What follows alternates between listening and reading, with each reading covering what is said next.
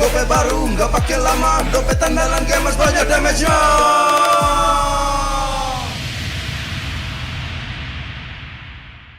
Dia tidak akan segan untuk menghadapi siapapun yang berani melawan. Dia mewarisi perjuangan karena di tubuhnya mengalir darah seorang pahlawan. Pedangnya mengukir takdir kemenangan, menghadapi segala tantangan. Penuh keberanian untuk terus berjalan menuju masa depan. Raihlah masa depan, nabung mulai dari hobi. Koleksi terbaru UBS Gold X Mobile Legends Bang Bang, edisi spesial MPL ID Season 13.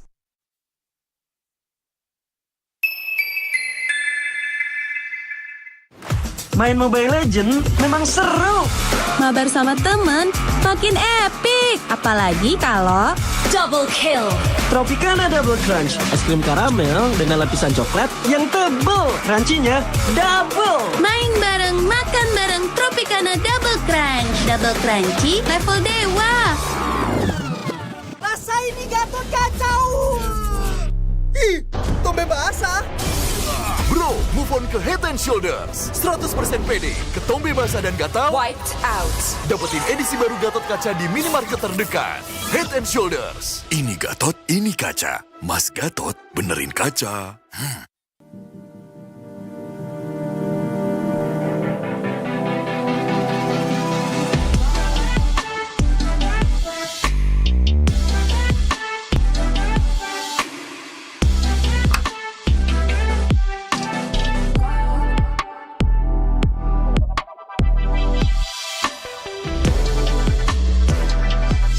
Wow, finished. See you later. Time to go. Okay.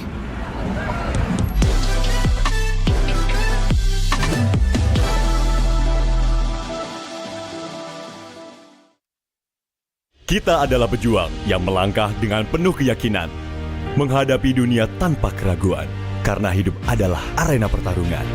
Kita adalah pejuang yang tak akan gentar oleh segala tantangan, menghadapi lawan tanpa ketakutan, karena kita terlahir untuk meraih kemenangan.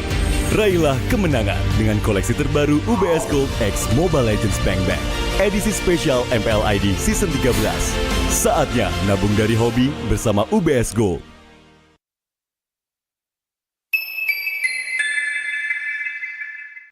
Bapak akan kehilangan ingatannya. Masih inget ini, Pak? Sekecil apapun perhatian adalah kekuatan. Hidupkan momen kebersamaan. IndiHome. First blood.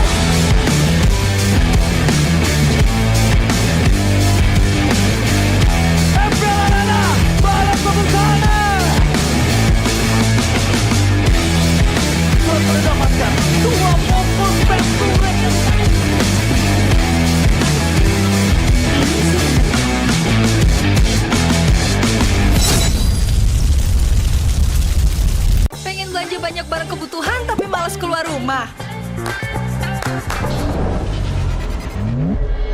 Untung aja pakai aplikasi Klik Indomaret. Cuma tinggal klik bisa belanja online seperti di toko. Beli ini, itu, jadi mudah banget. Produknya lengkap, banyak promonya. Gak perlu pusing, bisa pakai alat bayar apa aja. Wah, 1 jam udah sampai, gratis ongkir lagi. Untung aku pakai Klik Indomaret, belanja online seperti di toko. Kini, Indomaret telah menghadirkan varian baru, soto dan rawon yang wajib kamu coba. Dibuat dengan daging sapi pilihan, dimasak dengan rempah-rempah khas Indonesia, sehingga menghasilkan rasa soto dan rawon yang otentik khas Jawa Timur. Diolah selama berjam-jam sehingga menghasilkan kaldu yang gurih dan daging yang empuk. Bisa dihangatkan di toko atau bisa untuk stok di rumah. Soto dan rawon daging sapi Indomaret, enak tenan rasane.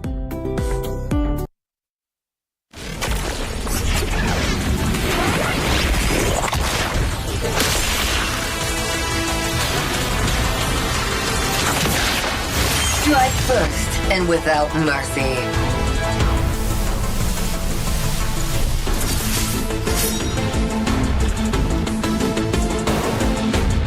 Where I tread, death follows.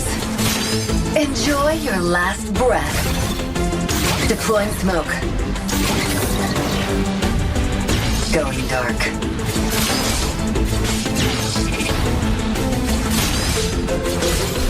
War is my trade. Death is my craft. Backup plan? I am the backup plan. My destiny is what I make of it.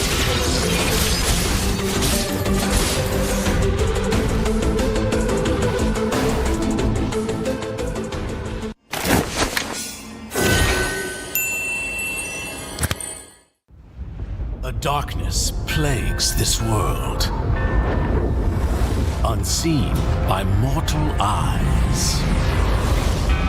People prayed to the Immortal One to safeguard the sanctity of peace.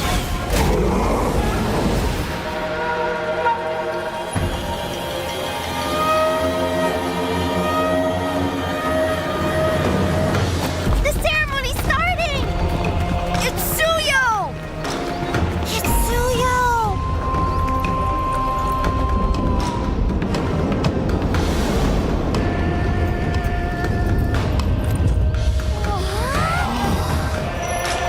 I bear this mask, for this duty is mine alone.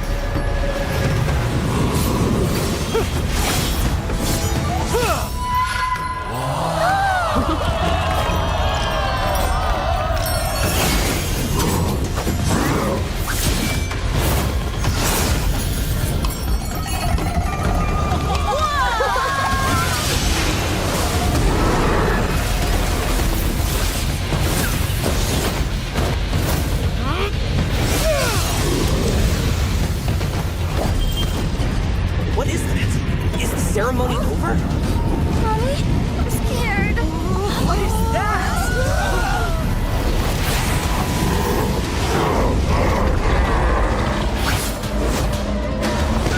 Let's get out of here!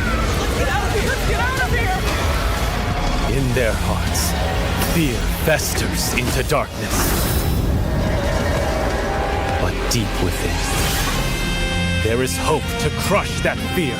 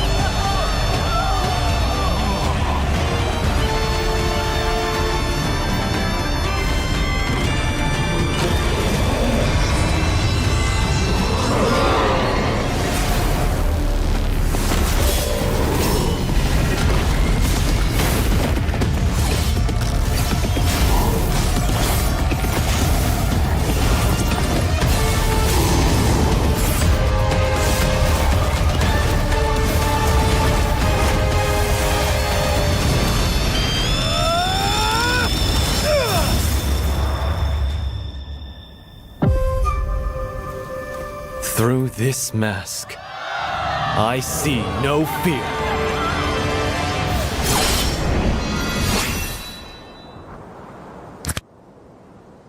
Galaxy A55 A35 5G warna baru. Awesome!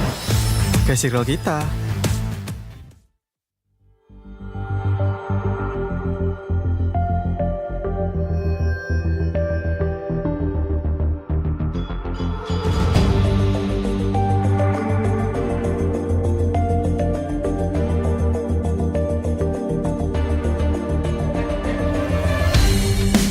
Kan berdiri dan terus berlari, terus ke arah puncak tertinggi. Ku takkan berhenti, hanya sampai di sini. Kemenangan abadi menanti. You know we won't miss if we unite our focus. And if you haven't noticed, we all live. Nyalakan apimu, hadapi semua tantangan, hadap semua serangan, jatuh bukan halangan.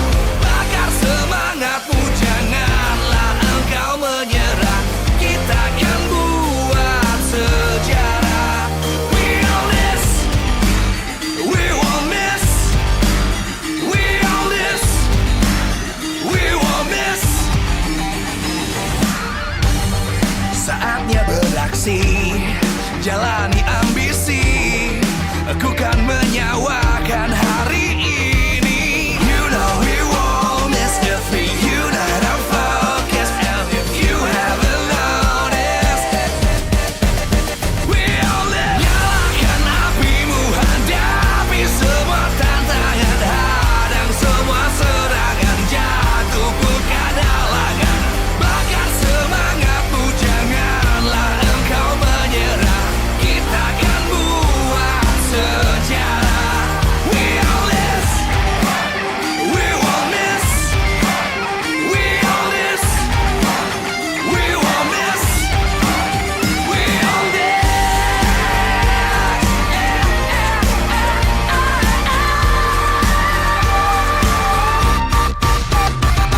Nyalakan apimu, hadapi semua tantangan, hadang semua serangan, jatuh bukan halangan. Bakar semangatmu, janganlah engkau menyerah. Kita akan buat sejarah. We all this.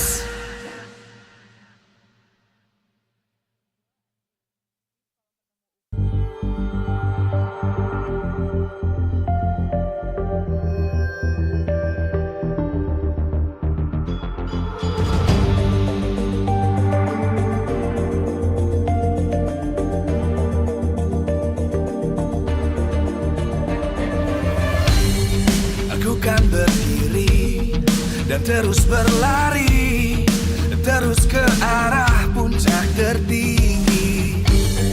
Ku takkan berhenti, hanya sampai di sini.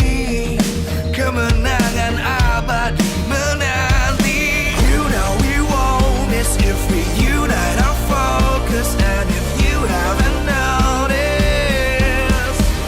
we all live. Nyalakan apimu, hadapi semua tantangan, hadang semua serangan, jatuh bukan halangan.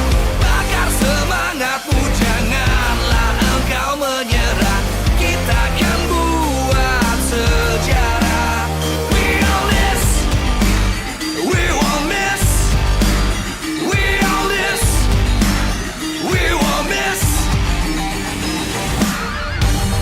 Saatnya beraksi, jalani ambisi.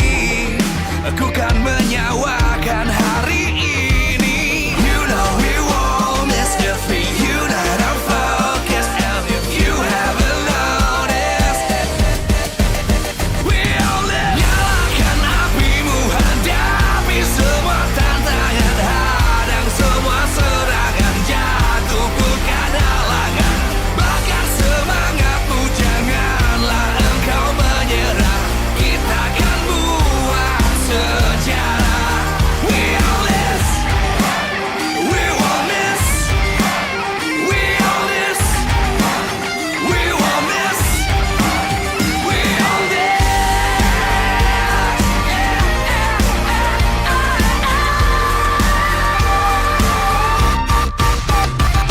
Nyalakan apimu, hadapi semua tantangan, hadang semua serangan.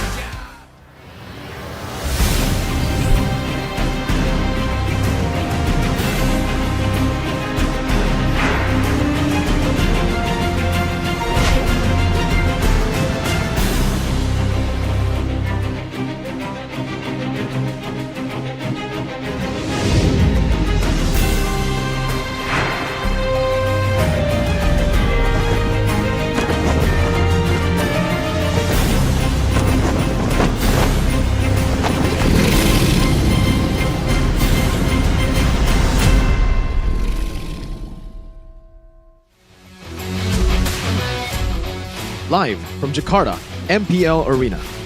MPL Season 14 is powered by Munta. Presented by our official tournament smartphone, Samsung Galaxy. Official e-wallet, GoPay. Official destination for gaming and esports, Kadia. Official gold partner, UBS Gold. We own this.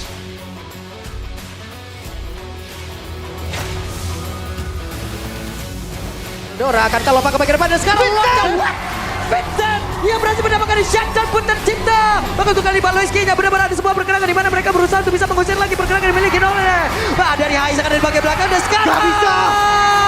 Velda tapi Hais menjadi korban juga. Coba lihat satu orang terakhir tapi Bala terwide.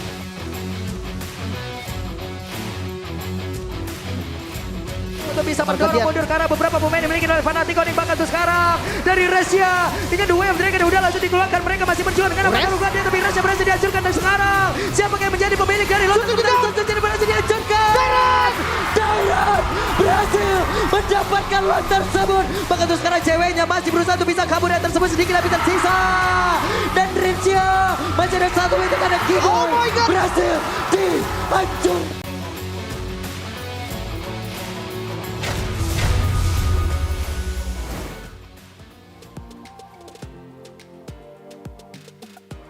Hari terakhir di minggu yang ke-6 di depan mata kita semua. Dan semuanya pun harus bersiap-siap menyaksikan 3 match penutupan di minggu ini yang menentukan posisi klasemen sementara di minggu ini. Dan tentu saja Budi Clara Mongsar mengucapkan selamat datang di MPL Indonesia Season 14. Regular season berasa begitu mendebarkan karena progres dari setiap tim yang terus bergerak dari setiap matchnya bahkan setiap gamenya. Dan untuk match pembukaan kita hari ini, tim sedang berjuang untuk mengamankan posisi playoff mereka. Ada Alter Ego dan juga EVO's Glory. Namun bukan hanya mereka yang berjuang di hari ini karena ada pula tim-tim yang berusaha untuk mengamankan posisi yang lebih aman dan lebih nyaman di babak playoff nanti. Posisi top 2 atau posisi 6 menjadi perjuangan bagi setiap tim yang berjuang. Namun Budi Clara Mongsar juga ingin mengucapkan terima kasih sebelumnya kepada semua super fans yang terus mendukung apapun keadaan dari setiap timnya. Dan juga kepada para partner dan sponsor yang telah mendukung acara ini. Karena MPL Indonesia Season 14 powered by Moonton. Presented by Official Tournament Smartphone Samsung Galaxy. Official e-wallet GoPay. Official Destination for Gaming and Esports Kidia, official gold partner UBS Gold. Dan kita juga punya partner in esports, ada Campina, Head and Shoulder, Ora Imo, Telkomsel, Dunia Games, Ora Imo dan juga Witring bersama dengan IndiHome. Beserta dengan supplier, kita punya ada Erigo, Klik Indomaret, Yummy Choice dan juga Saturday. Acara ini supported by PBSI. Hari yang tentunya begitu mempertanyakan banyak sekali bagaimana EVO's Glory menjawab tantangan di season 14 ini. Mereka sudah menaikkan 3 player dari MDL mereka, namun hasil baik belum mereka dapatkan. Hari ini, hari untuk mereka untuk mencari poin, untuk beranjak naik di posisi dasar klasemen. Namun lawan mereka adalah Alter Ego. Tim yang sedang berada di tengah-tengah ambang antara zona aman dan zona tidak nyaman. Mereka terus berjuang dengan racikan-racikan terbaru. Hero-hero apa yang akan mereka keluarkan dan bagaimana mereka memperjuangkan untuk membalaskan dendam atas leg pertama mereka atas EVO's Glory. Siapakah yang bisa membalaskan dendam atau siapakah yang bisa mendapatkan kemenangan? Akankah menjadi pembuktian atau ajang balas dendam? Mari kita sambut bersama-sama, inilah dia Alter Ego dan juga EVO's Glory.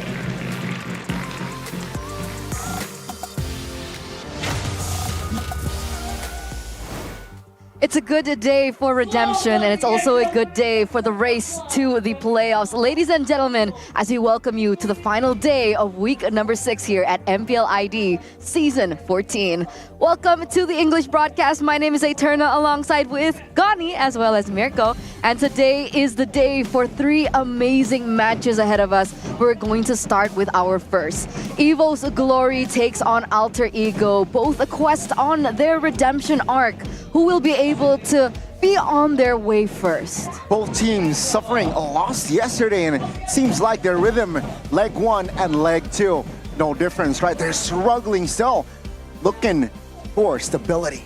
At least for Alter Ego, they've stuck with the same lineup, right? So at least when we're talking about synergy, it should be more developed compared to EVO's Glory, who tried to deploy a new lineup. Unfortunately, they didn't get the same result that they expected, definitely, as we saw them basically do the same thing, but on a crazier scale just last season, able to bring up the EVO's holy lineup from Liga Nacional all the way to MPL. And hey, they turned it around, made it to playoffs. That miracle run is a bit tougher now. They are 1-9 in the standings. Yeah, it's not looking great for them at all, but if there's any time for them to bring up a point for themselves, it's today, it's now in our first match of the day. It will be followed in by Team Liquid ID versus FNOC, another fight into the upper brackets, but our highlight match of the day has got to be our final one. Oh. Let's leave the best for last. We have RRQ and Bigatron Alpha. Finally, as we also take a little look into our standings, presented to you by the official tournament smartphone Samsung Galaxy. And we can see here, right? RRQ Hoshi, after being half-season champions, they again solidified themselves against Fnatic Onyx yesterday, followed by Bigatron TLID. And I'm not used to this, Fnatic Onyx being 5th. Yeah, you're definitely not used to this, Gani. You know, that's around maybe yesterday after that loss. That was the first time that I've seen Gani go back to the cave that he hasn't used since Season 5, I think. Yeah, Fnatic Onyx, unfortunate loss just yesterday against RRQ Hoshi, with Kescute and the team out-drafting and out-classing Fnatic Onyx for sure. Fnatic Onyx seemed very tunnel vision on that show pick, it seems, you know? I find it very strange for a team as diverse as Fnatic Onyx to tunnel vision on one pick. But I think we're gonna have to talk about the first match first, Alter Ego versus EVOS.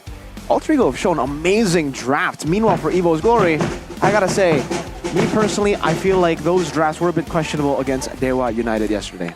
I mean, if you're talking about the Cho, you know, tunnel vision, I think that's kind of what we saw from EVOS too. They were the ones to bring in Psychots. Psychots utilized the Cho in the EXP lane. Captain Psychots. And we see him on the poster, actually. Journey to Playoffs, Quest of Redemption. This is something that we were able to talk about earlier on. And in leg number 1, just to remind you guys, it was a 2-1 for Alter Ego. This was when Coach Age stepped in, I believe? Yeah. This was when Coach Age stepped in up against Alter Ego. We saw that they were able to get some really good drafts in, right? With Age back in the lineup, with strategy actually going down over to Liga Nacional, I believe. Now it's Psychots, Depazet, and Aleva who make their debut, well, just yesterday, but I'm not even sure if they're actually going to be playing today. With the loss yesterday, we might actually see a little bit of a mix-up here. Psychots, no changes necessary there, but me personally, I think Clockun is better in the mid lane. Dreams is also better, but his hero pool is definitely a bit sus sometimes, especially up against Alter Ego, a team that wants to utilize a very deep hero pool, very strange way of drafting. EVO's Glory could definitely fall victim to this strength of Alter Ego. Meanwhile, for EVO's though, we did see at least in the early game that Psychots was able to make the Cho work. It's more of the miscommunications stopping them from capitalizing from a lot of these big plays from Psychots. Getting the first turtle should have been a guarantee after Psychots got that pick, but this is to be expected for a team that has just been deployed the first time, only had 1 week of preparation. Synergy is definitely still a big question mark for them. I really wonder who they're going to deploy here. Is it going to be Dreams and Clockun with Psychots, or is it just going to be them entrusting the 3 MDL players? Heck, it's going to be tough as well, because we got one lane as well, like Brands and Natko. Sure, Brands brings some more consistency and perhaps experience, but you're right here. The new young guns, the new young White Tigers, what will they bring to the table against Alter Ego? A team that is also suffering a lot. There's a lot of loopholes in this team. I definitely agree. I think there are a lot of things that we can actually point out for both of these teams. You already touched a little bit on Evo, so let's kind of circle back onto Alter Ego. We've got to talk about it, right? The overextensions, the misplays, the what do you call it?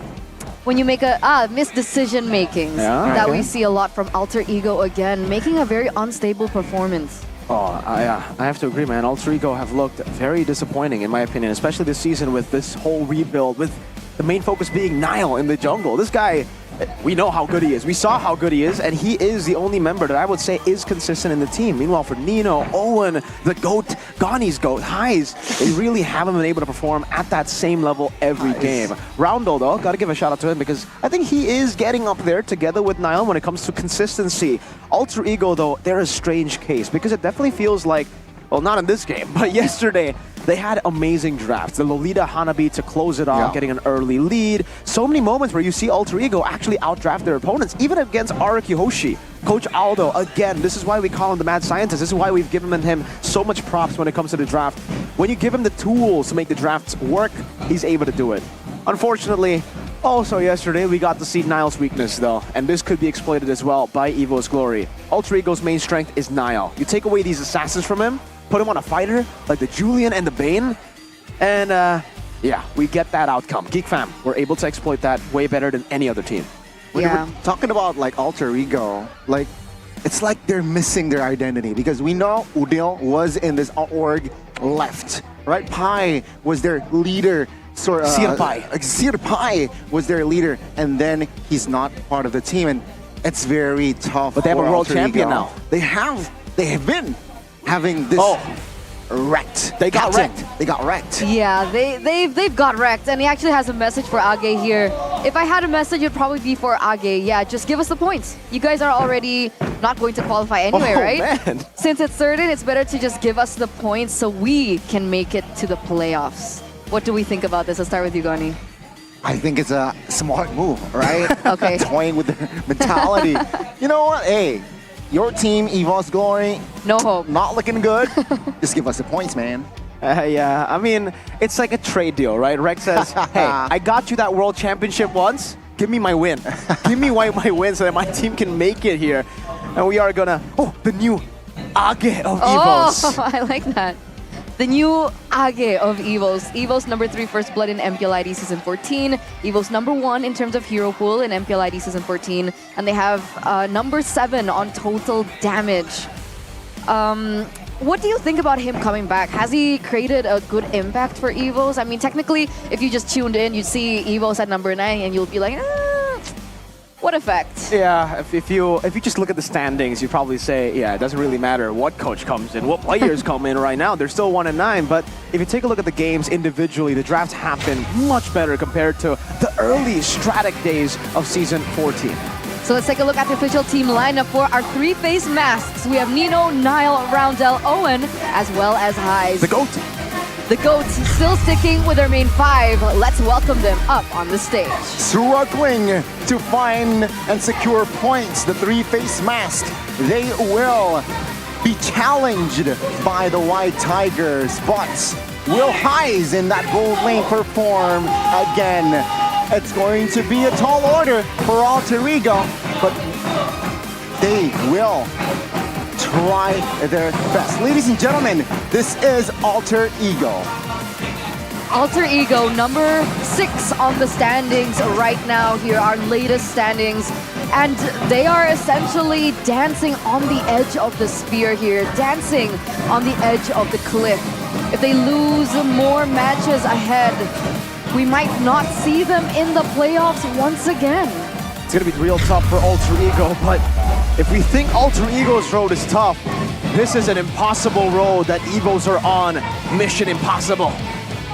Mr. Psychox, Annabelle, Depezet, Dreams, Brands, they still believe in this lineup, but Dreams will be playing in the Rome instead. Let's welcome the White Tigers up on stage. The White Tigers with the Young Tigers as well. Still struggling to find that win, struggling to find that rhythm. But against Alter Ego, there might be a chance. Ladies and gentlemen, this is Evo's Glory.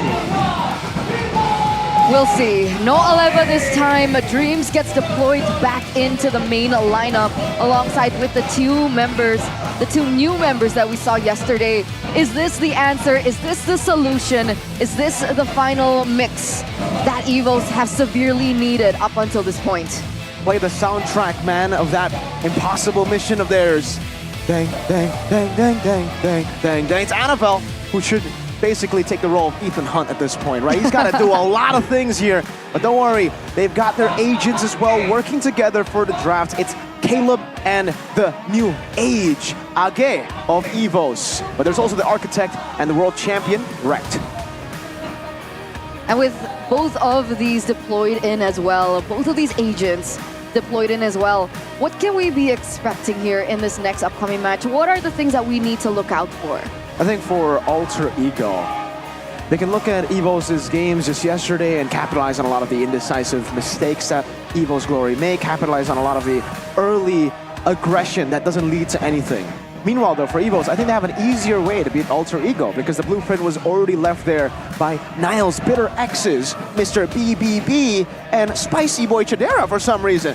Here it is, the Brainiac. Oh, look at that, man. The world champion, ex-EVO's, Mr. Wrecked himself, who definitely has been the main drafter. I am joking, that's Aldo, I think. But for Age, he's been really, really good. Pretty solid. Some mishaps here and there, but juggling two different lineups is a very, very tough thing to do. Let's talk about how Geek Fam were able to force out a lot of these assassins from being picked up, deny those picks from Niall. So You ban it out in the first way? phase. Yeah, just do it. Hayabusa, Fanny, Ling, take it away, and then pick the Nolan up, just like Geek Fam, and that will force Niall on a hero that is much more one-dimensional. You play front to back with the Bane, same as the Julian. Very, very interesting approach. Team head-to-head, though. Wow. Seems like, on paper, Alter Ego, they're the favorites. Yeah, EVO's are 1-9 right now in the standings, so unfortunately, in terms of KDA, DPM, GPM, they have mostly gotten wrecked. That's strange to say because Wrecked is on the other team, but they had Wrecked back in M1 days, in the M1 days.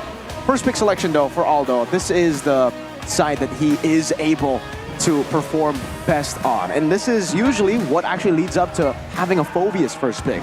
Now, with the first pick, it'll definitely help them to get the Phobius if Geek Fam, or sorry, EVO's want to do what Geek Fam did to them yesterday. If you ban 3 heroes like that, on red side, you're going to give away the chip. You're going to give away the Phobius, even the Hylos to Nino. Okay, but with EVO's now on a second pick, 20% win rate. Wow. I mean, it's... Pick your poison. Pick your poison, but honestly, this is a poison that I don't think they want to be picking, right? Second pick, 20%. Haven't found so much success on the red side. So, I don't know. Goni, what do you think? It's day and night, right? Because Alter Ego, on the other hand, they favor the blue side, and yeah, I mean, it's going to be tough. And I believe Aldo and Wrecked, of course, they know that EVO's Glory, they have that lower percentage on the red side, so it favors their pick as well. But I think Niall, this guy, the man on your screen, needs to step up as well to really nail the win. I think so too. When it comes to the drafts again, what will EVO's try to do? Because they cannot go for the 3 denies. They're going to have to go for the chip ban and the Phobius, so they go the opposite way. So it seems like all Nino's comfortable heroes have been eliminated here as we enter the drafting phase for game number 1, presented to you by the official tournament smartphone Samsung Galaxy A55, A35 5G. Along with that are the Jushin as well as the chip bans. We did see with both of these heroes banned that Alter Ego favored picking up the Edith. Nino did perform not too bad on the Edith. He seemed comfortable on the Edith, so maybe that's the direction that we could be expecting in the first pick for Alter Ego. Remember though, the Ling and the Fanny are also so far left up for grabs, and Alter Ego know it. That's why they're actually going to ban out the Hereth. They want to go for the Ling or the Fanny. It depends on what EVO's want to give out. And for EVO's, it's going to be tough, because if they trade out the Ling for the Fanny, I don't think it's going to be worth it even then. And if they ban either one, then Alter Ego will be very happy to take it away from them. And Annavelle's performance was kind of shaky on that Fanny yesterday. And remember, there's a Roger as well, right? That is still up and available. And I think EVO's Glory here, the right approach is just let go all 3, ban another hero out, and remember, they can grab 2 heroes here. So I think that's a wiser approach. All right, we'll see. 10 seconds left. It looks like EVO's are really thinking about this. They understand the pressure that they're under right now. They need to get as many wins as possible. And their pick of the bans is going to be that Roger. So now Alter Ego, will they be picking up an assassin for Niall in the first phase, or do they want to, even out the playing field, have a little bit of a feel of the playing field first before they go ahead and take such a risky pick? Yeah, I think they're not in any rush, right? Again, they are the ones happy to see the Fanny and the Ling up for grabs here. They can just wait for EVO's to show what they have, either the Ling or the Fanny, and then Alter Ego will just pick it up later on. I think picking up something like an Edith or even a Ruby here would give them a lot of value, knowing that it's a super flex, and it will punish a lot of the low-range heroes that we already see from EVO's Glory. So they go for the Edith here.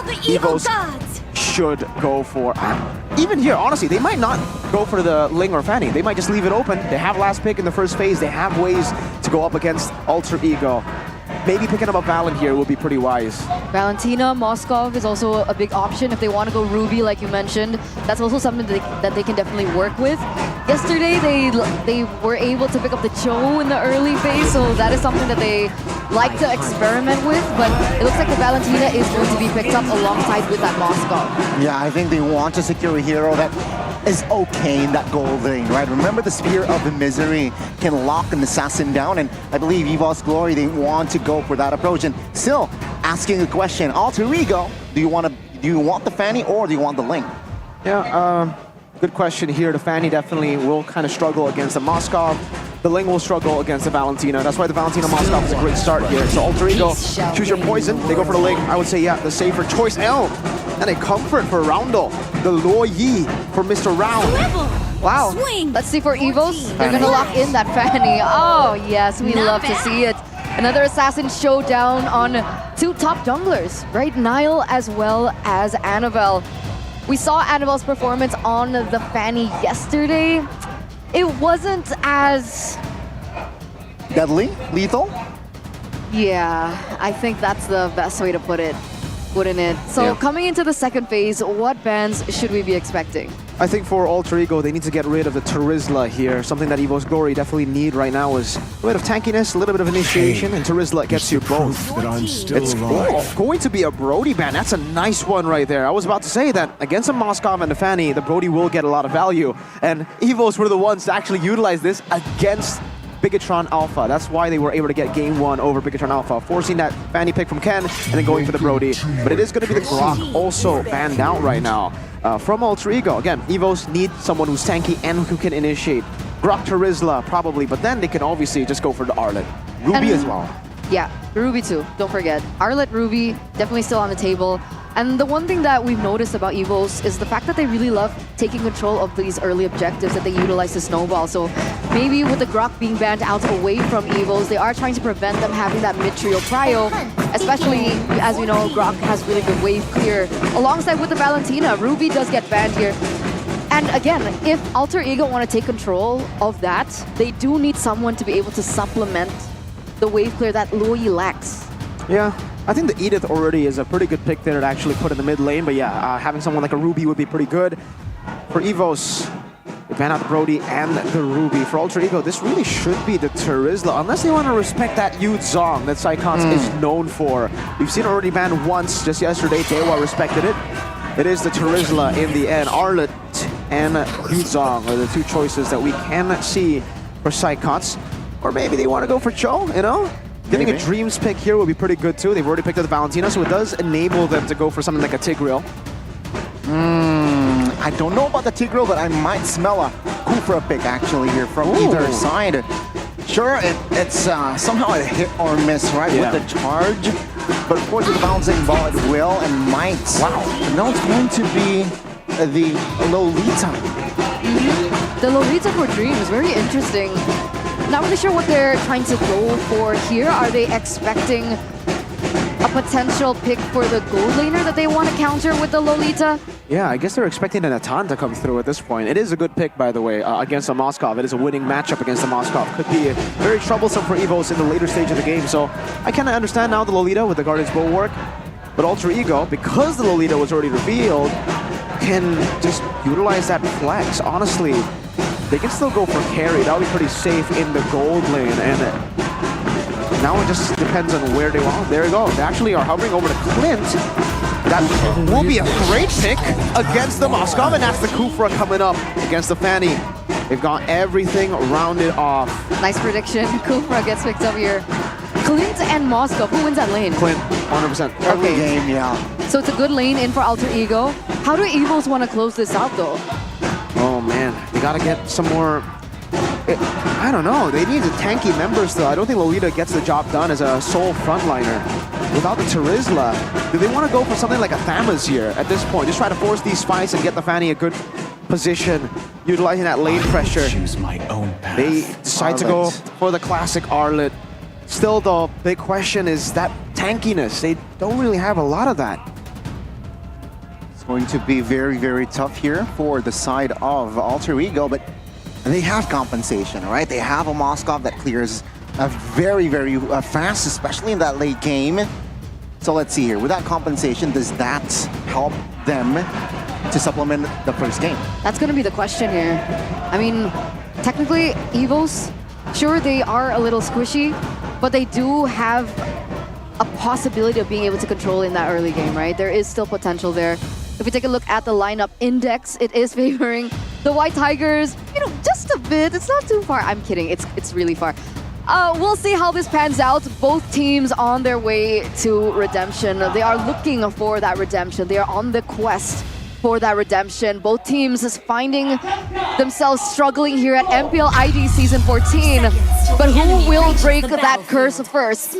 Ladies and gentlemen, welcome to game number 1 in this best-of-3 series between the White Tigers and the Three-Face Masks. Let's get into the land of dawn.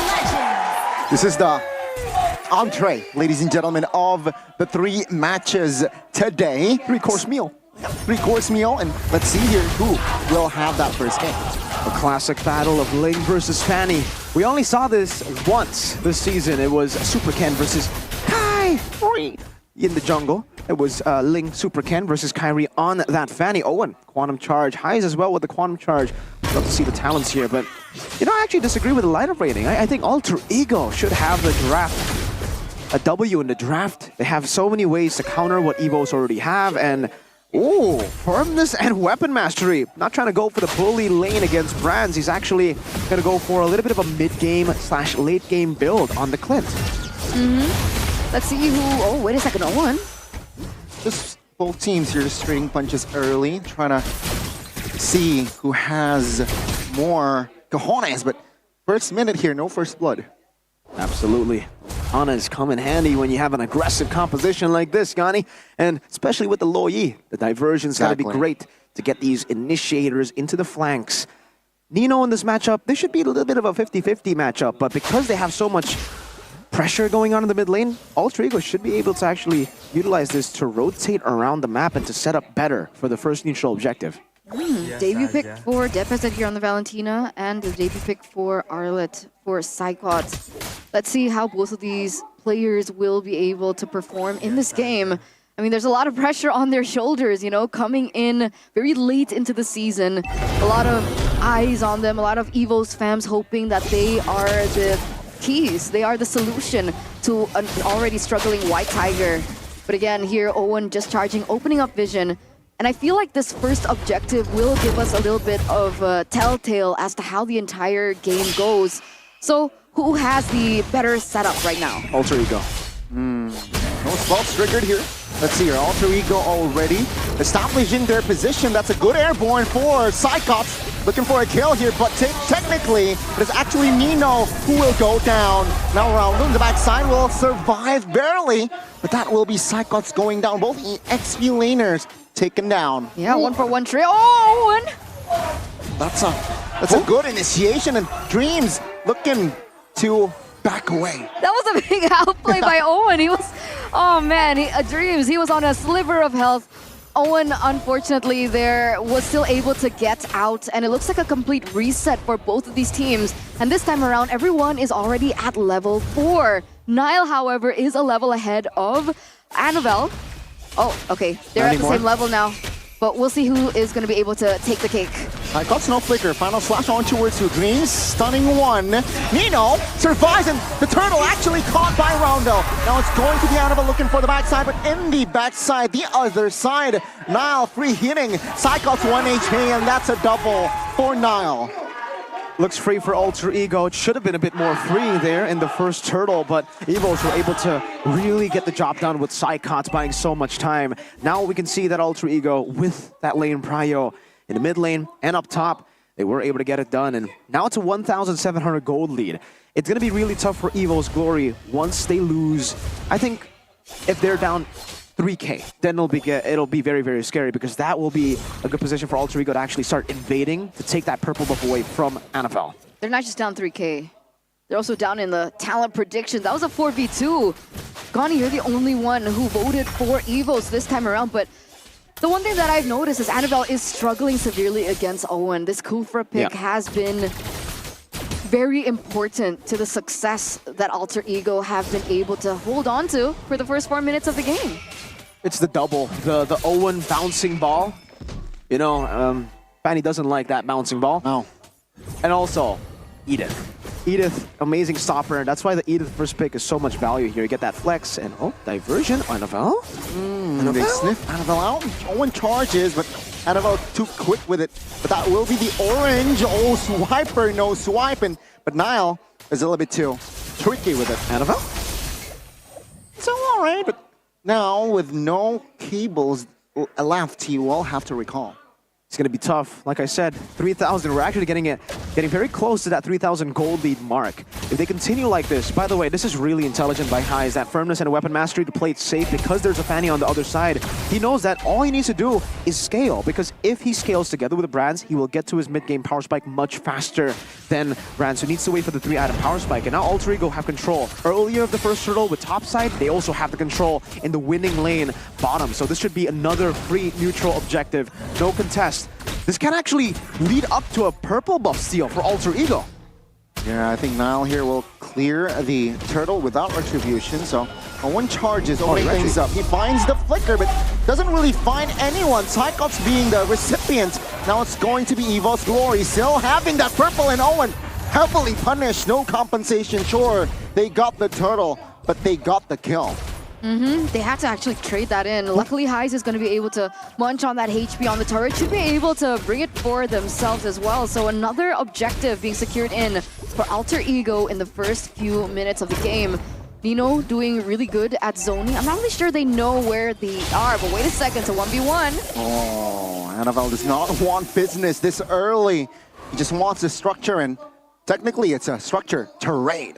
Man, I am interested to see the item builds. That a Starlium Scythe for the Valentina? I rarely see the Starlium Scythe on Valentina, man. I don't know if this is a new tech.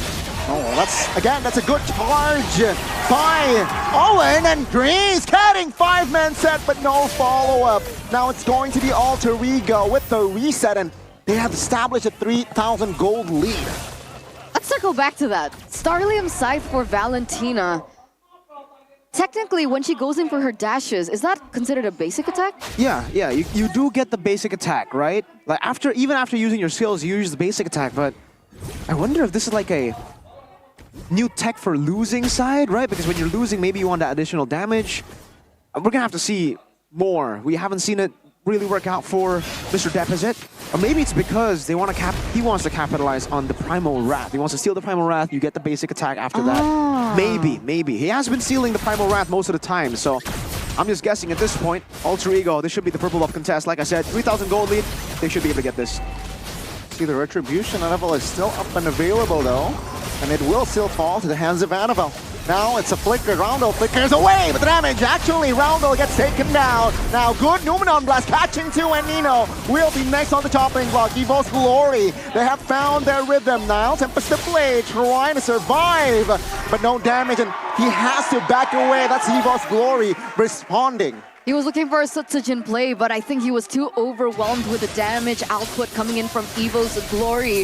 Unfortunately, Niall himself could not win them that team fight. That was a 2-0 trade in favor of Evo's. Yeah, okay, so we saw it. The Primal Wrath. He's been taking the Primal Wrath, utilizing it really well. So the Starlium side is for the specific game only. It's not like a always build on the Valentina. It's just really good if you have an Edith on the other side of the map. But Alter Ego definitely overstayed their welcome there, man. Owen. Good reaction. And that is going to be Alter Ego still just toning it down. They know the Lord is up here. And they know that Evo's Glory they can respond to. We can also see the glimpses of, mistakes here from Alter Ego, going for that purple buff.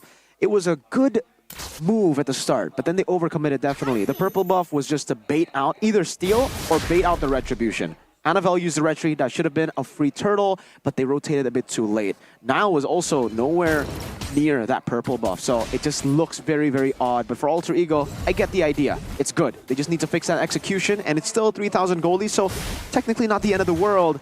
They got to be careful, though, because Depezet is very, very scary. Every time he steals that Primal Wrath, he's doing a lot of damage. But right now, Nile is 3 levels ahead of Annabelle, so that's definitely an advantage that they can work with. Oh, Owen catching too, but the Purify comes in, but Owen and Cyclops will not survive. You know the backside will fall, but the Lord falls in hands of Nile. Dreams next on the chopping block. Brands trying to survive, and Nile, will he want more? Will he get more diversion play? Spots Annabelle, but it seems like Alter Ego, they will have to be satisfied with taking 2. Yeah, 2-for-1 trade, but they also get the Lord. So that's essentially Alter Ego getting a 3-for-1 trade. Again, Nile is busy. He is doing work. There's a lot on his shoulders right now. And the fact that he was able to get that advantage in the EXP lane was also very vulnerable. But talk us through what else happened. It was just Alter Ego utilizing a composition that is clearly better when it comes to controlling neutral objectives, and in the mid game, this is their power spike. Man, usually you actually see the Clint go for Heptacy's first item. Heis, this is really good for him. He went for the Endless Battle and the BOD, knowing that he doesn't really want to play super aggressive in lane. So the Heptacy's is not important. He wants to go for the build that enhances the weapon mastery that he already has. And now, in the mid game, he's much more of an oppressive force than you would expect with a Heptacy's. He's going to the Melphic Roar too, so capitalizing on Evo's Glory's lack of frontliners, the only 2 frontliners who have a Dreadnought armor are going to be melted once that Melphic Roar gets built up. I mean, he is the GOAT, right? Ghani's GOAT. He is Ghani's GOAT. And it looks like Ghani's GOAT is going in. See here, Tempest of Blade early. Structure still stands, it will fall. Cyclops flickers out. Good stun! The damage isn't there for Evo's Glory. And Annabelle, they will clear the Lord down, but they will lose a structure in doing so. This is a 6,400 gold lead that 3-Face Masks have actually built for themselves.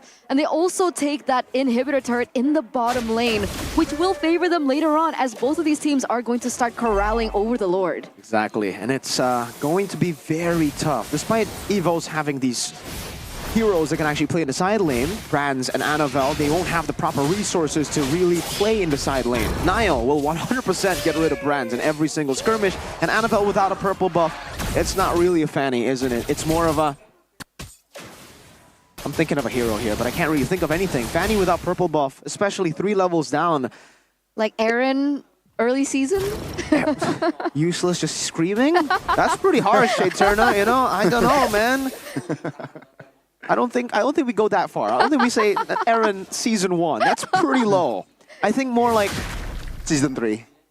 That's you know what? I'll take it. I'll take it there. Season 3. There's still some usage here, and he can get the purple buff. He can still go for that form.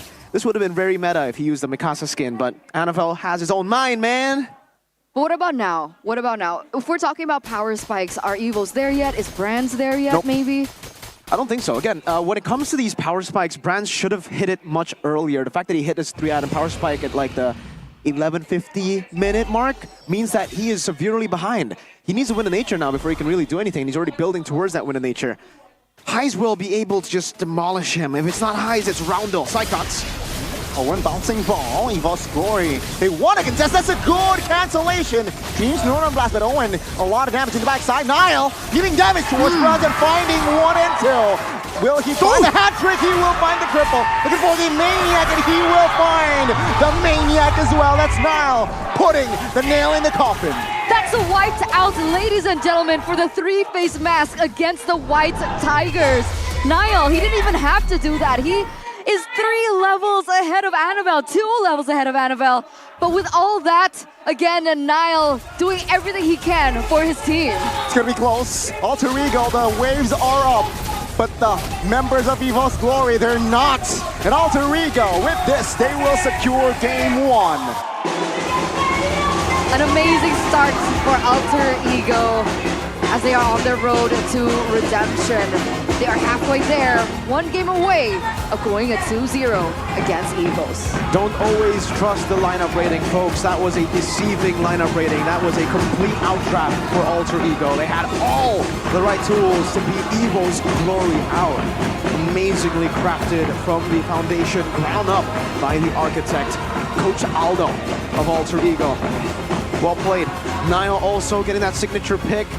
You get to see it here, man. This is why Geekfan put so much emphasis on securing blue side against Alter Ego, on denying, get it, Nile? denying a lot of those picks from Niall. It's all about the denial. You need to try to deny Niall. If you don't, then he does this. Niall, an absolute savage, even though he was a maniac there on the Ling.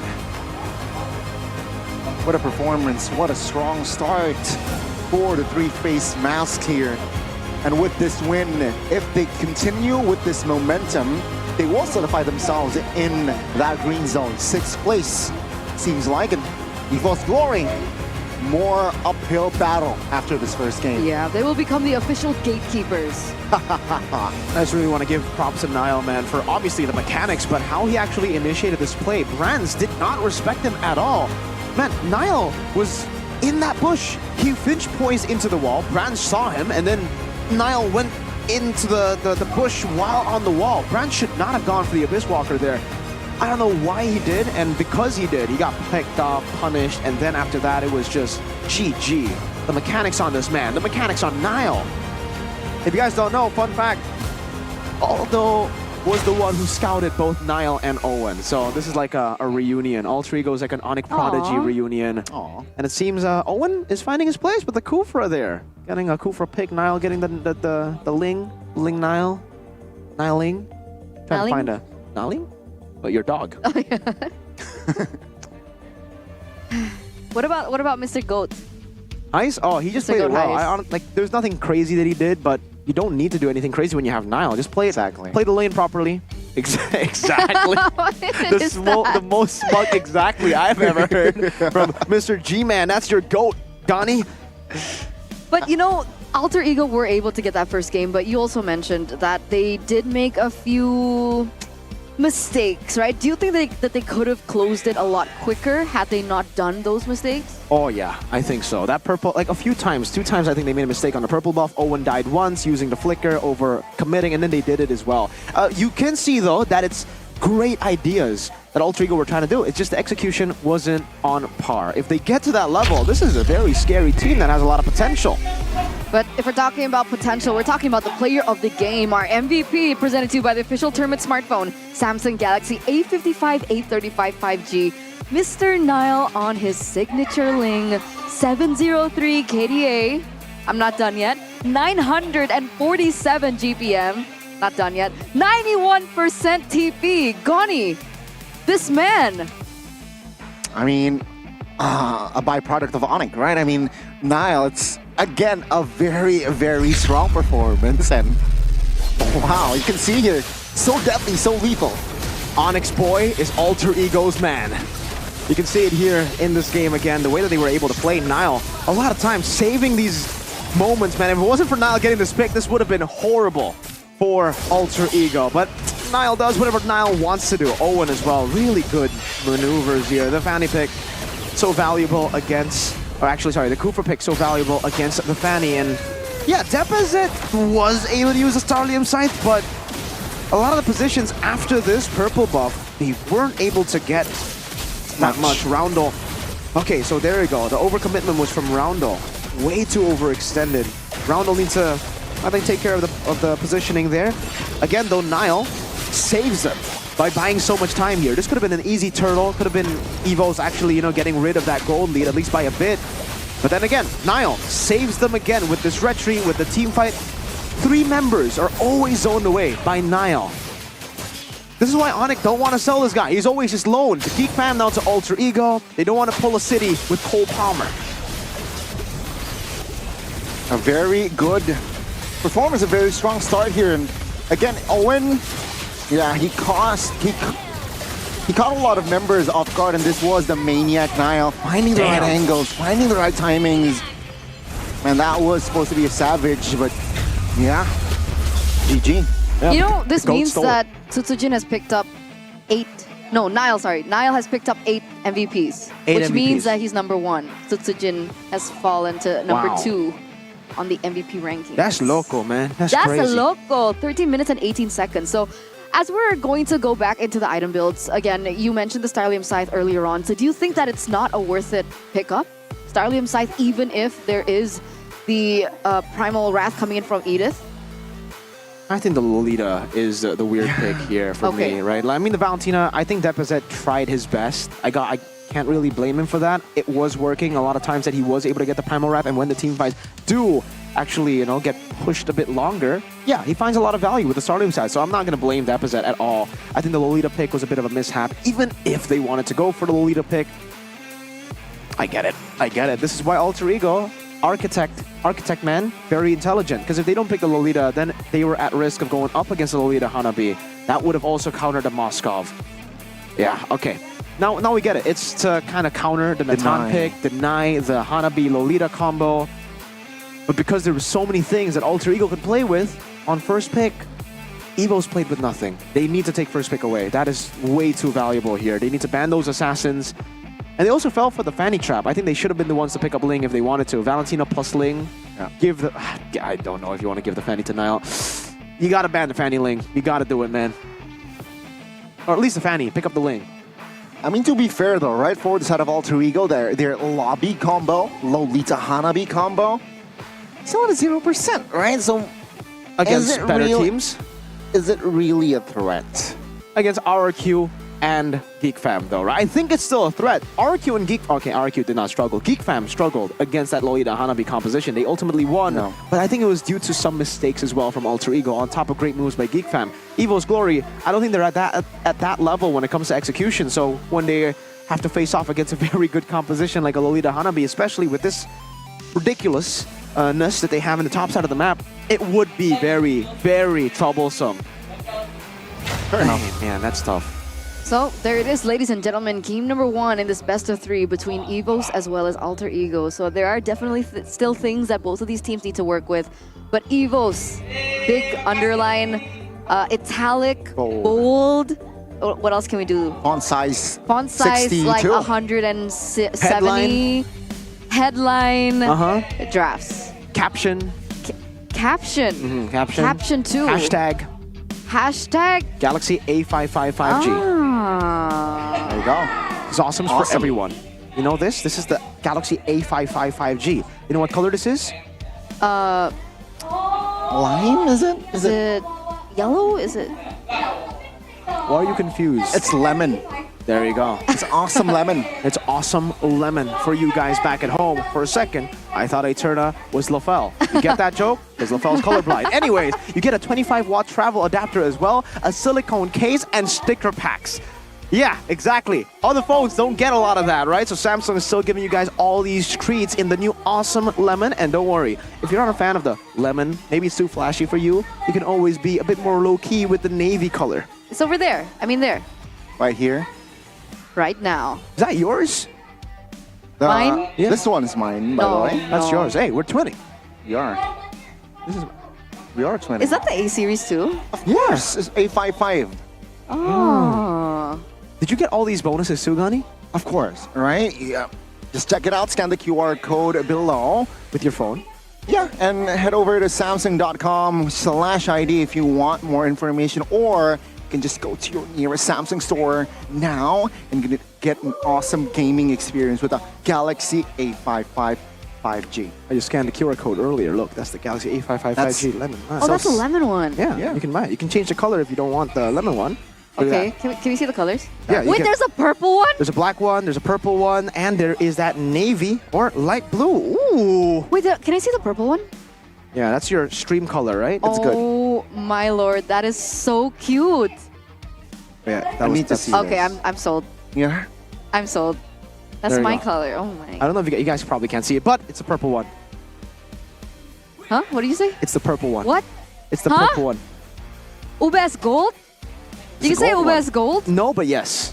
I think he mentioned Ubes Gold, and actually that reminds me to remember investing with triple value. The triple V. The VVV. You're not Niall, so don't, you're not deserving the fourth, but that's 3 values, all right? Why? Close enough, right? 3, close enough. If you want to try to replicate what I have, which is 5 rings? Do they have 4 rings? 5? 4. 5 4 rings. rings. 4 rings. Ooh. 4 rings. They're 4. If they win this season, then it'll be their 5th. Yeah. But Adi only has 3, right? Why do we have to go there, man? Oh, I don't know. I woke up and chose violence today, I think. Adi did not deserve to get shot He's randomly. Really nice. He's really nice. Adi, I'm sorry for Lady Man here, but if you guys want the katana, necklace drip, you can get it. If you guys want that ring to flex on your friends, say you're an MPL champion, you could do that as well. It's pretty similar to the MPL champion one, but this one just says Mythic Warrior. Fun fact, Arashi has the katana necklace. He does. Can we custom the name? Arashi Lovers. Oh. I think that's a cute idea for you guys, if you're interested. Yeah, if you guys love Arashi and you want to flex to the world that you do love Arashi, like our makeup artist, then you can do it. Uncalled for shout out. That was uncalled for, guys. Run it back, boys. Catching strays out here.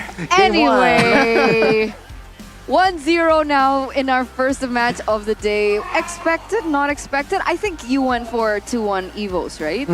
So how does it feel to be, well, I guess technically you still could be right. Evos could still go in for a reverse sweep. On Is track. that what you're looking for? Yeah, I think after that draft, after that performance, you know what, yeah, Alter Ego, they deserve that game. And, well, you can see here, this guy does not think the same like me. No, 2-0. 2-0. Why?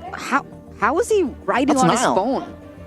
That's a Samsung phone. Of course you can write, man. You get that pen as well with that version of the phone. Oh! I love Samsung. Alter Ego, go, go, go. Let's go. 2-0. Mama, aku nonton MPL. That means, Mom, I'm watching MPL. Look at that. Some flexibility. We got the Nile fan in the building as well, man. Yeah. Shush. Oh, flexing the phone. You guys can go and sit in the Galaxy Zone if you guys want, but only if you have that Samsung Galaxy phone. Look at that. How do you know he's a Nile fan? That's the S Pen. He had a picture of Nile. Oh, earlier. I'm a fan of this. Head and Shoulders. I love her hair. Oh, I thought you were going to say Gatot Kacha. Close enough, right? Gatot Kacha hair cam by Head and Shoulders. Gani doesn't like this one. He doesn't like the Gatot Kacha one. He likes the Tigreal one. Exactly, the one she's holding. I'm all for that, right? Because technically, my hair look like fixed Tigreal. You know what? You and this girl, you have a lot of similarities. You guys are big fans of highs. Look at that. Instantly to highs. It's almost like you were meant for each other, Gani. You and highs. Exactly, man. I think So highs. romantic. His potential in MLBB is just so high. Highs? It's so highest of highs, man. It's so highs. Of highs. I like that. And we have yet to see it. Oh, not yet at all?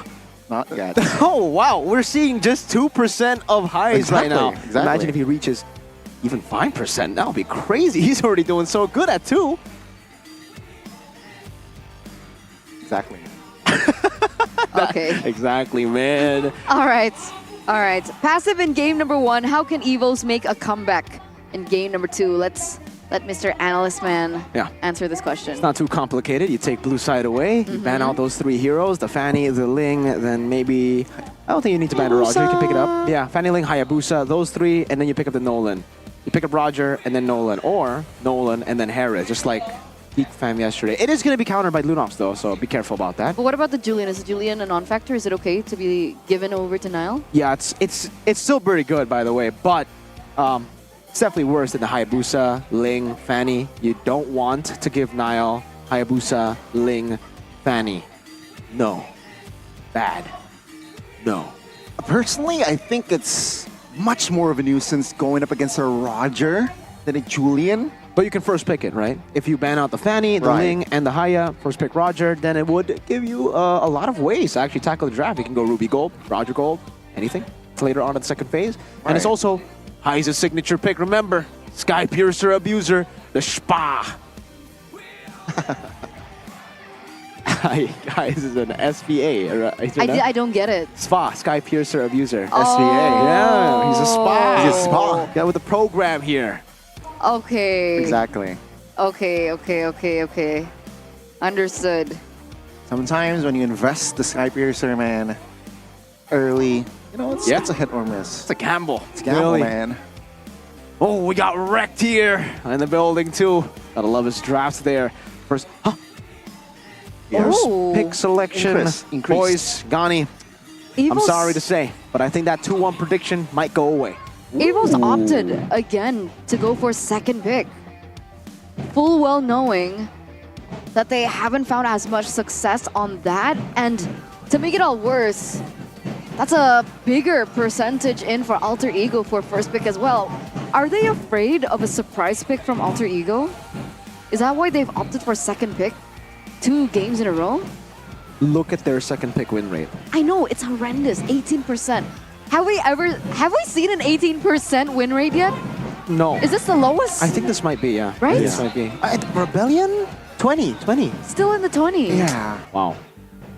Why second pick again? I have no idea. I'll be honest with you. I said like this, the easy answer would be first pick, ban out those heroes, take the blueprint that GeekFam utilized to beat Alter Ego, but I guess they have their own ways of playing the game. Maybe the focus is more on the synergy. They want to just get counter picks. But yeah, the Moskov, it was the best. I think it still is the best weak side. Yeah. But if you are going to heavily respect that Lolita, Hanabi, the Brody as well, then picking up the Moskov isn't that wise. Okay. So perhaps they might want to play around that last pick again, right? It wasn't really value last time around, but let's see here. Perhaps it might be different. Let's see the shakeup. Let's see if these bans do come through for Evos. But with second pick, it is going to be a lot more difficult. Ladies and gentlemen, welcome to game number 2, drafting phase. Presented to you by the official tournament smartphone Samsung Galaxy A55, A35 5G. Alter Ego with first pick. Go ahead and go for the Jushin and Hilo. Still the same bans coming through as well from Evos. We have the Chip as well as the Phoveus. The Harith gets banned. Last time around, Evos did go for the Roger. Will we be seeing a change here from Evos? Yeah. I like this. They ban out the Ling. They changed that. Now Alter Ego, they can go Edith or Roger.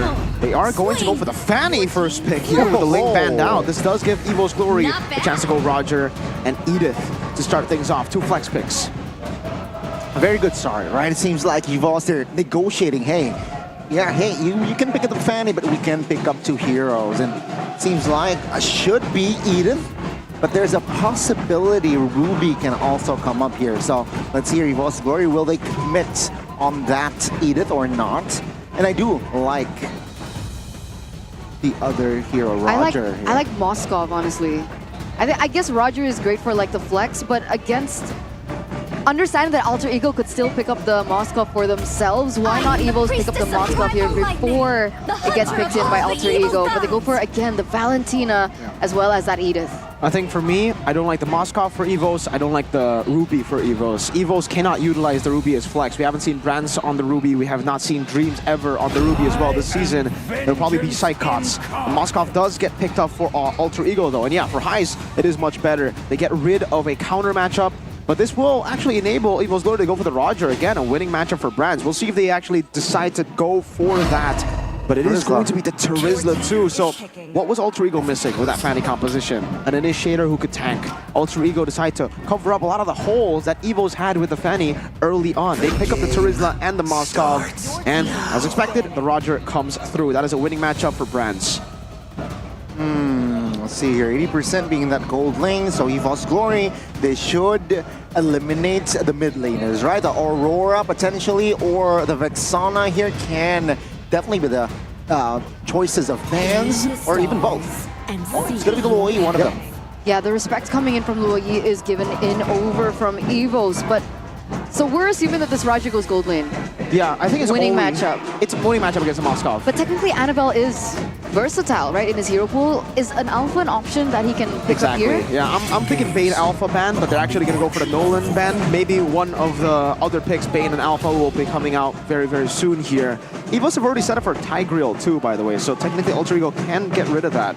The Kufra becomes an option to go for too, but I'm not too sure about Dreams on the Kufra. That's the thing. Owen, much more versatile when it comes to hero picks, but now that they already have a Fanny, this wouldn't be too crazy for them to go for the Jawhead. They might just double down later on, right? And for Evos, it is really just about shutting Mr.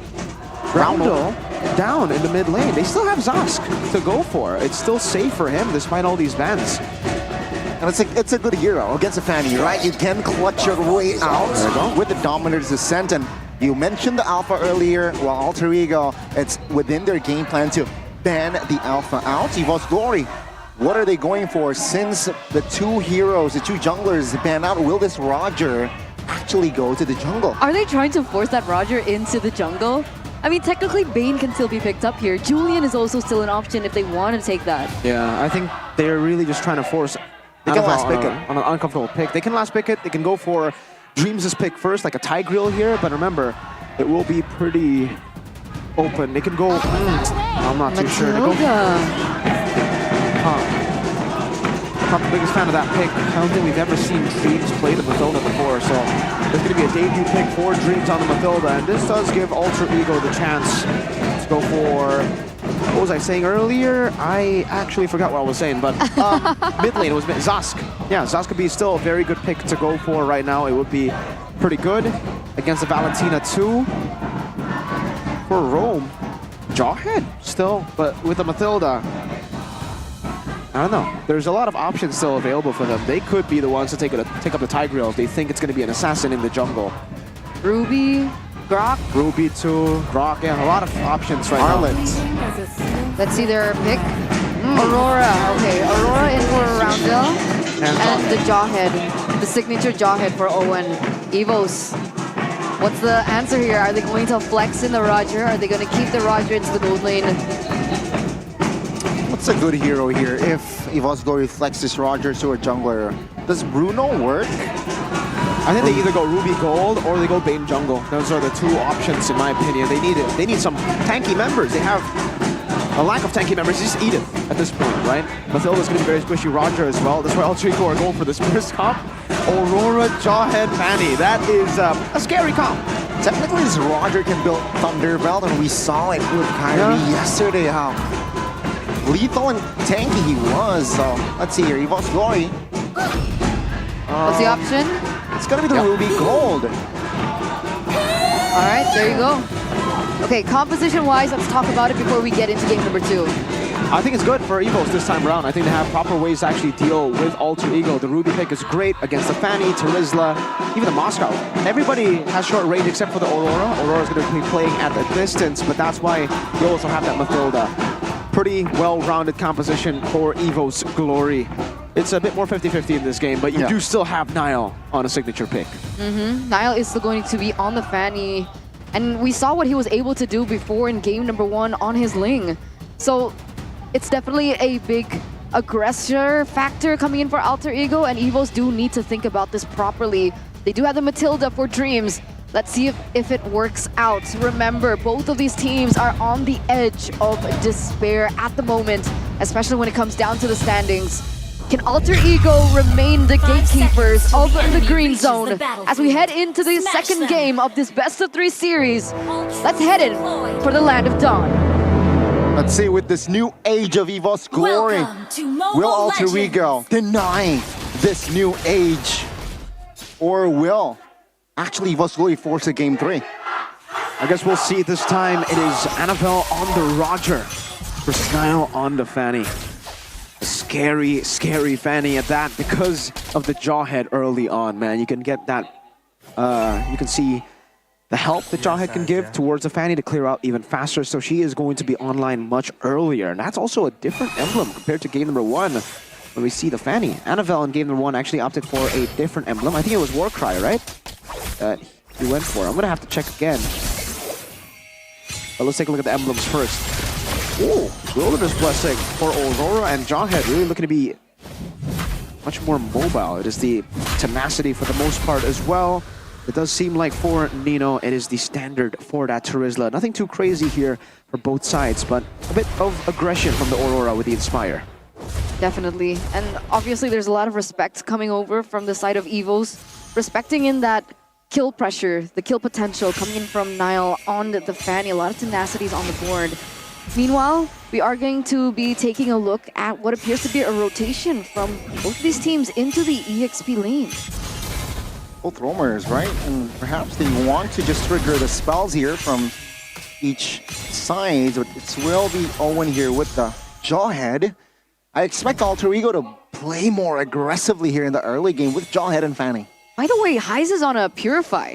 Yep, Heise on a Purify against Ruby, Valentina, Edith, and Mathilda. Almost everybody can actually go for CC, so it's just to get him a bit more space. Evos actually rushing this. Psychos not level 4. See here, you know, still not level 4, but the penalty zone will not come through. That is it all. That's a good Frigid Glacier, and that's Nile just securing the kill. Owen will fall though, but it seems like the penalty zone by Depezet will ruin the rhythm of Alter Ego. Turtle goes to the side of the White Tigers. Yeah, 1-for-2 trade. Depezet picks it up. Roundel going to be chased in, but Depezet will not be able to secure that kill.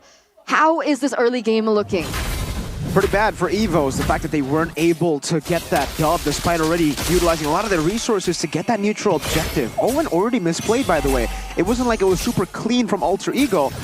Owen made mistakes, but Evos weren't able to capitalize on that. Depezet stole the penalty zone instead of the Frigid Glacier in that skirmish. That would have given them a lot of value in that team fight. If Nile got frozen earlier, that would have been good, but yeah. Now Alter Ego are able to withstand this early game. Alter Ego also holds on to that 75% audience prediction here by GoPay, which is actually quite interesting, right? Evil's fans usually really turn up for their team, but 25%? What's going on with the fans? Do they not believe anymore? It's tough to believe after having that record right now, 1-9. But the fact that the Evil's fans are still in the building supporting is already magical. Truly is. It's also magical. If you head over to the Kadia Discord, ladies and gentlemen, don't forget to scan the QR code down below. Wait a second. Oh, Unstoppable Force on towards the Roamer, but the damage will be enough to take Owen down. Dreams with the circling Eagle was able to reposition and get back to safety. Okay, Owen gets taken out here from the side of Alter Ego, and unfortunately, with the way things have been going, despite Alter Ego being able to pick up a good pick for Nile, a signature pick for Nile, Evos have drafted in a way that they have kind of made that kill pressure unseen. Exactly. Who is he supposed to target? There's no one really to target here. He just needs to deal more damage in the team fights overall. There's no real full burst target he can go for. Maybe the Valentina, because Brands can cancel. Dreams should be able to survive. Sidecott is tanky. Annabelle too. Evos have control of the neutral objective, but Nino's coming in. Unstoppable Force on towards Sidecott still. Oh my goodness, Annabelle finding the turtle as well. Nino jumps in, but the damage will not be enough. Frigid Glacier finding 3, but it's actually Depezet with the stolen penalty zone, finding 2, and Nino will be taken down. Is this a signature pick for Depezet? Is this his signature pick, this Valentina? Well, cancel out of the tables, and that will be Evo's Glory. Finding the right target, Nile goes down the first time. It does seem like Depezet is comfortable on this pick. Evo's Glory are comfortable on the draft. Really good stuff here coming in from Evo's understanding what to do this time around to punish Alter Ego.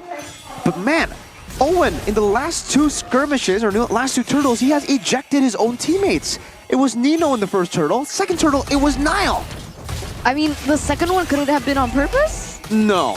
No? He was trying to go for the steal. He kind of denied Nile from getting into the turtle. That really is unfortunate, and unfortunately that also has led Evo's Glory, the White Tigers, in the first 5 minutes to have and hold on to that 2K gold lead.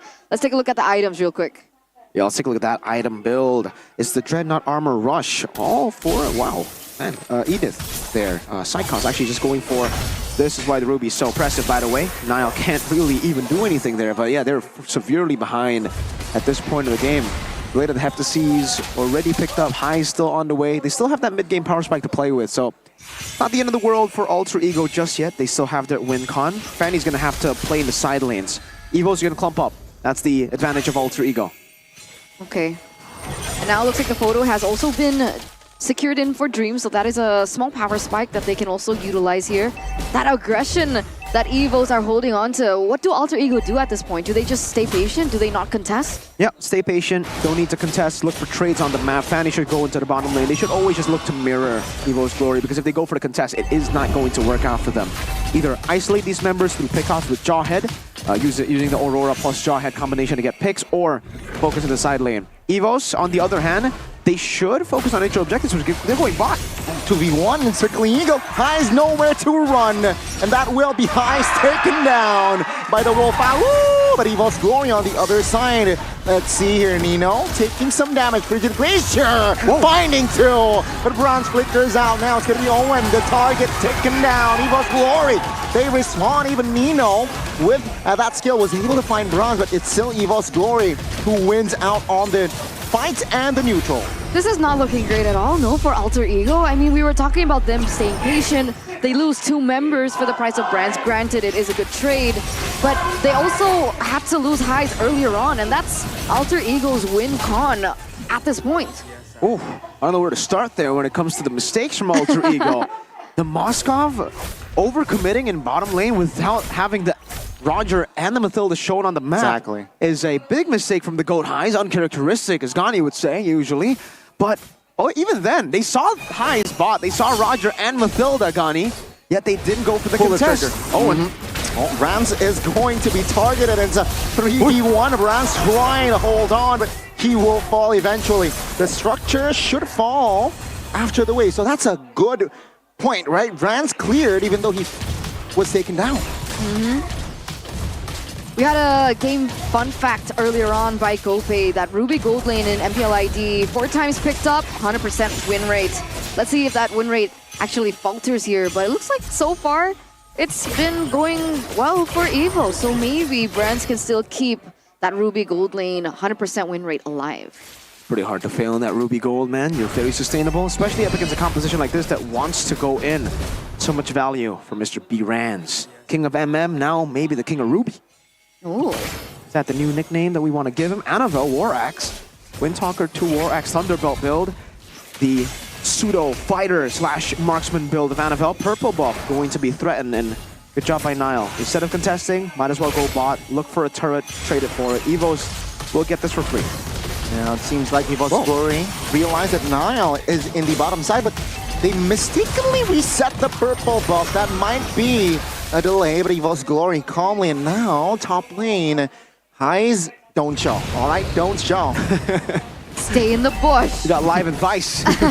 I mean, he did show on the up on the map, but the thing is, Evos utilized their retribution earlier on. That is something of information that Alter Ego now has. But the problem is, I don't think Nile can go in for the contest just yet. He's still a level below Annabelle if they go in for that 50-50. That's a good adjustment, right? Highs here, recalling. Yeah, he's just going to channel that recall constantly, but he's never going to actually recall. He knows that... Wait! Unstoppable force, Annabelle now looking for that target. Highs! That's a mistake, and Highs gets taken down. Nile might be next, but that's going to be the shutdown. On towards Annabelle. In the backside, it is actually Nino holding all 4 members, but now with the penalty zone, can he survive? The answer is yes. Good stun, Evo's Glory. They trade in the Highs, or the jungler, for the gold. That is so value. Alter Ego, well played. Playing around the side lane. Again, with their composition, what they have over Evo's Glory is the fact that they are way better to control the side lanes. They have someone like a Fanny, a Moskov as well. And Evo's Glory, they should just focus on their winning conditions, which is not pickoffs, by the way. It should be contested neutral objectives. Okay, Alter Ego will get a tier 1, sure, but they should have been able to get the Lord. Instead, they played to not lose anything, and because they played so safe, they lost their main man, Annabelle, in the jungle. That's a shutdown that they gave over to Nile on a Fanny. See, Evo's Glory, he might commit to this Lord, considering that the Moskov is top lane. And defended on towards Nino. Good stun as well, trying to poke Nile. Jumps towards the back side. The back lines, but now it's going to be Owen terrified. And Nile out of nowhere finds the Lord. Evo's Glory. They will find bodies though, as Nino will not be able to survive. That was insane value coming from Alter Ego. Nile on mission impossible himself, able to pick up that retribution, able to pick up that Lord, and on top of it, to make it all worse for Evo's Legends, that was a 4v5. Highs was pushing in that top lane. Oh man, where do we start? Let's take a look at that replay. Horrid stuff from Evo's Glory. That is a 1-level lead. Nile was free. That was a pure 50-50 with a level ahead. Alter Ego should have no way to actually even win out on that skirmish. They are a side lane team. That is a Fanny against a Ruby. Evos have so many ways to stop the Fanny. Alter Ego have no ways almost to stop Annabelle, and yet Nile was able to do what he does best. Miracle plays, miracle worker Nile. What's his nickname? Is his nickname? You should make him a nickname. Denial. Denial. I mean, he denialed Lord. Exactly. But it is a 2.1 gold lead now for Alter Ego, and it looks like that Lord is going to be eliminated by Evos. But they lose all their tier 2 outer turrets. So now Alter Ego have a lot more to work with, a lot more advantage to work with, and that initial lead that Annabelle was holding on to from the early portion of the game, it's been denied. Both are at level 15. Man. Take a look at that stat earlier. I'm not even going to talk about the items here. Psychots, the captain, Flicker? 2 times. We've seen this. The Flicker Earthshatter. Shout out to the GOAT Milo. Anyways, let's go back to the items here. Yeah, the items. I'm not even going to talk about the items. I'm going to be talking about how... Oh, Niall finding the right target with the cables. That's the cutthroat. Cutting the throats of DPZ. Where did that come from? You give Niall a shutdown, and that's what happens.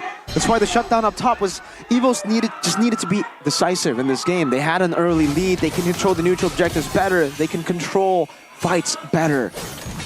They fell through. Oh, and now will trigger the flicker from Bronze in the mid though. It's Niall against Psychots, and the captain goes down. I repeat, the captain goes down. 5-1-1 already, ladies and gentlemen. Denial himself. And man, again, earlier on the Ling, and now he's performing on the Fanny. How are you safe? This was not supposed to be a good game for a Fanny. this was really not. It was not supposed to be. There is a Mathilda, a Valentina, but mainly Ruby and Edith against this Fanny. Again, playing through the side lanes was what Alter Ego should have done, but the fact that they were able to play through the side lanes and win a 4v5 and get the Lord, yeah, that is catastrophic for Evos. They have lost out on all their win cons. Even in the team fights at this point, a 3,000 gold lead for Alter Ego is ready to demolish wherever Evos have. Psychots has been going for a lot of desperate plays with that Earthshatter too, making these Earthshatter Flicker combos. Now the Lord is going to be there, and the fact that they lost the turrets means that Alter Ego can utilize their win cons, their strengths in the composition even more. If it was annoying earlier, the side lane control from Alter Ego, now it's going to be... Oh, Psychots goes in. With onwards, on towards Dino. Circling, Ego committed on towards Dino, and that will be Owen losing immortality. Niall finding Annabelle, and the double, looking for the triple. We might see another Maniac in the second game. DPZ, where are you going? Freeze, and there you go. Niall, run it back. A second wiped out, a second Maniac, ladies and gentlemen, on the back foot of Niall's play. And it looks like Alter Ego are going all the way. Alter Ego. What a performance again. And this might be Evo's Glory's chance of playoffs. 0. Look at the recalls. Look at the disrespect. Look at Alter Ego as they find their rhythm with a comeback in game number 2. A phenomenal performance by the man you see on your screen, Denial. He will successfully also get a step in the right direction to deny Evo's Glory a shot at playoffs. A 2-0 loss here for Evos is disastrous for a team who's already 1-9. Now that will go even lower for them. 1-10 for Evo's Glory. Even with this composition unable to work, let me remind you that Ruby was at 100% win rate before Brands got his hands on the Ruby. Now it has fallen. No longer 100% win rate in MPL ID. Alter Ego make the Fanny work. Niall make the Fanny work with a Ruby and Edith on the other side. The Indonesian Maniac. We also posed a lot of questions for Evos, right? Yesterday, was it the solution, bringing in those 3 members? DPZ, Aleva, Psychots.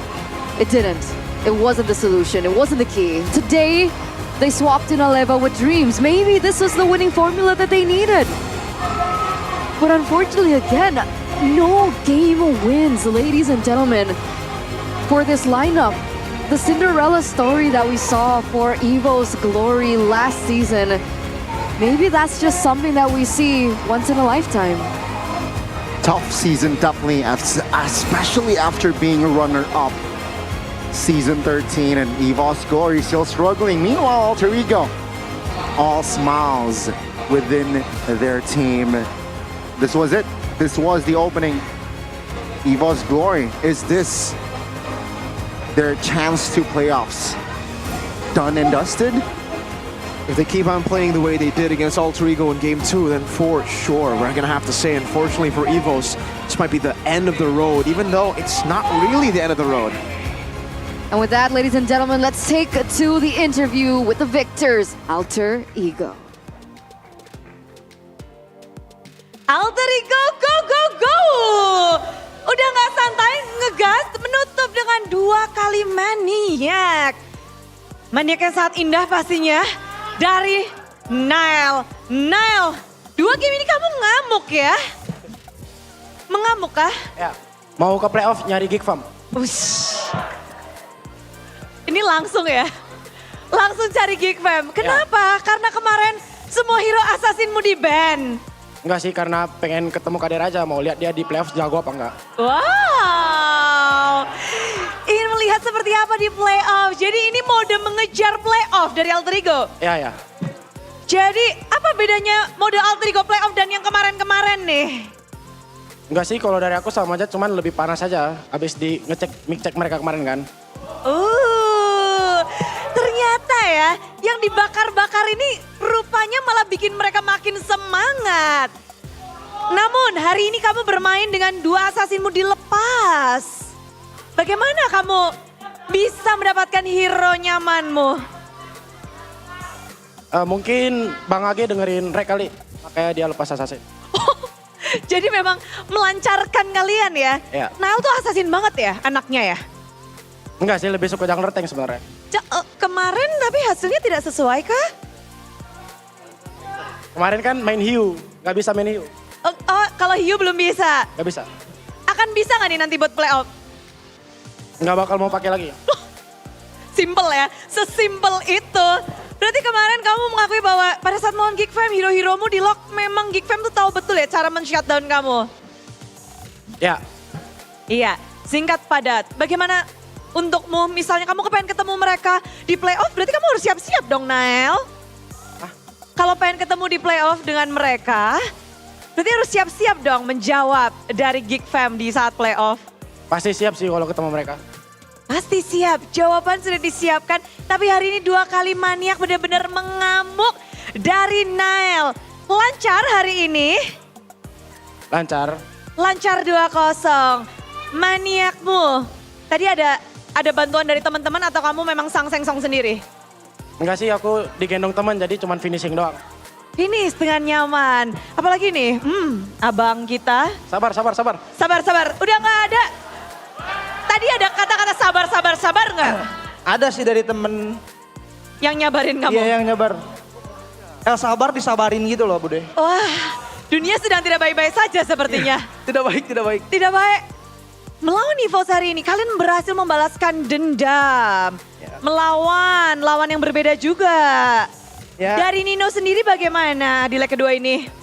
Bagaimana ya? Enggak sih, Ipos sama kayak leg 1 aja sih. Cuman leg 1 ya kita, guanya belum improve lah mungkin. Kalau leg 2 gua bisa dibilang gua bisa improve, kayak gitu aja sih. Sudah improve? Ya. Serem. Dari istilahnya serem juga kok. Udah keren banget Nino. Tapi kalau ngelihat kali ini lawanmu adalah Psychots juga. Psychots? Iya, bagaimana kamu melihat comebacknya dari Psychots? Comebacknya Psychots ya? Nggak tahu sih Bude, nggak terlalu wah juga, kayak experience biasa aja, kayak kita juga, kayak Nino juga. Nino biasa aja? Biasa aja. Makanya banyak yang nyenggol juga kan? Oh. Mungkin biasa aja. Mungkin. Kepengen nggak sih Nino ada dorongan nggak, motivasi terbesarmu untuk jadi nggak biasa aja atau Harusnya dorongan lebih sih Bude, disenggol kan nggak enak kan tetap. Pengen lebih gitu loh, kayak greget gitu loh, kenapa gua nggak bisa ngalahin dia gitu loh. Nino akan semakin mengerikan sepertinya. Dan ini udah masuk progres berarti ya dari Alter Ego? Udah kelihatan juga lah dari segi gameplay kita. Dari ya begitulah, jadi lebih baik intinya. Udah enak. Yeah. Tapi Rondel gimana tadi? Lawanmu sendiri adalah player baru yang naik ke MPL. Bagaimana kamu melihat perlawananmu di mid lane dan pergerakan dari lawanmu? Ada DPZ jadi lawan. Susah nggak membaca dengan hal yang baru ini dari EVOS? Midnya baru ya, mungkin masih baru adaptasi sih, soalnya baru naik kemarin juga kan, baru 1 match. Mungkin masih grogi atau segala macam, jadi masih biasa aja sih. Masih biasa aja. Namun kalau hari ini dengan pergerakan kalian yang 2-0 bisa balas dendam, puas nggak bisa balas dendam? Kalian satu-satunya tim yang bisa ngasih poin loh di leg 1. Puas sih 2-0. Puas 2-0. Ya, soalnya leg 1 kita kalah kan 2-1. Balas dendam aja. Cuma nggak puas aja sih, rosternya beda dari yang kemarin. Inginnya sebenarnya mengharapkan yang kemarin biar balas dendamnya lebih puas gitu. Ya. Oke, 2-0 seperti ini mungkin juga dari Owen ngelihat progres kalian yang sekarang posisinya tuh bener-bener kayak nggak di pinggir-pinggir banget sih, antara tipis banget sebenarnya. Kalau kepleset banget, ngepus banget. Owen, semuanya berteriak. Bagaimana dengan Owen yang berjuang untuk bisa naik terus, apalagi next lawan kalian adalah yang sama-sama lagi ingin men-secure top 6 Dewa United. Gimana kamu melihat perjuangan Alter Ego untuk kedepannya nih? Pastinya lebih tryhard sih Bude, dari yang sebelum-sebelumnya. Terus anak-anak mainnya juga lebih lepas dari kemarin, dari leg 1. Lebih lepas, lebih relax, lebih ngegas? Lebih sabar Bude. Oh sabar. Kesabaran kalian ada batasnya nggak nih? Oh ada, apa? Ada, dihina terus sama temen. Dari hati nih, dari hati. Oh gitu, jadi satu sama lain nge-push. Oke, dan dari Hais sendiri, Hais, kamu melawan Ruby Goldlane memecahkan 100% dari win streak Ruby pula. Bagaimana sih kamu bisa melakukan hal itu? Biasa aja. Stikernya dipakai terus ya, biasa aja. Biasa aja, melihat Ruby Goldlane. Kuat sih dia tadi. Tapi kita lebih kuat soalnya kita yang menang. Wow. Memang ya. Namun kunci memenangkan Ruby Goldlane, kamu bakal main Ruby Goldlane gak sih nanti, Hais? Mungkin, soalnya udah suka dipakai di latihan juga. Di latihan juga. Dan Hanabi sih mungkin lebih tertarik Hanabi. Hanabi Lolita. Ya. Siap-siap ya. Ya. Ingin memberikan kemenangan dengan Hanabi Lolita? Ya, soalnya kemarin hampir menang kan Hanabinya. Stop cowok, Hanabi Lolita. Di stop temen sendiri. Oke, closingan. Minggu ini ada kalah, ada menang. Inilah Alter Ego. Kasih kata-kata dong untuk minggu ke-6. Kata-kata Bang Sabar. Atau Bang Nael atau Bang siapa nih? Bang Sabar. Ini Alter Sam banyak maunya ya. Apa ya? Gak ada kata lain selain makasih udah support sih guys. Soalnya emang jujur kita gameplaynya juga naik turun gitu loh. Kayak kalian bener-bener sabar banget. The real sabar sesungguhnya tuh Alter Champs sih. Serius Cok, makasih. Intinya makasih dah udah support kita mau di bawah mau di atas. Tetap jadi Alter Champs yang gua kenal sih. Udah sih itu doang Bude. Itu yang spesial di depan? Gak ada yang spesial? Minggu depan soalnya lawan. Oh. Iya, minggu depan lawan soalnya. Jadi Ya. gak tanya-tanyaan dulu. Boleh kata-kata untuk minggu depan? Good luck, have fun aja sih dukung tim nanti minggu depan. Suruh dukung siapa nih? Kan dukung timnya lah. Dukung timnya aja? Ya, dukung timnya aja, jangan dukung aku. Beneran. Hasilnya? Hasilnya tetap aku yang menang soalnya. Oke. Statement dari Nino. Akankah terjadi, tapi inilah dia. Mari beri tepuk tangan untuk kemenangan balas dendam dari Alter Ego.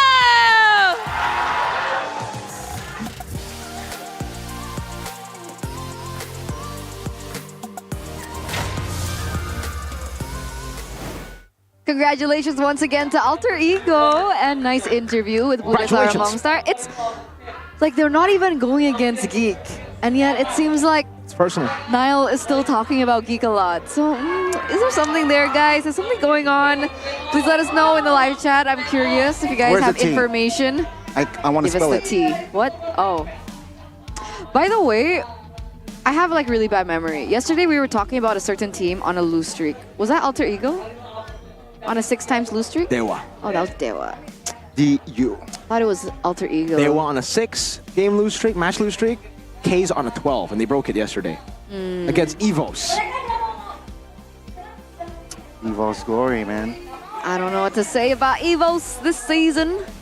What accent is that? Anyway, let's take a little look into the replay of what we saw earlier on. Mr. Analyst Man, break it down.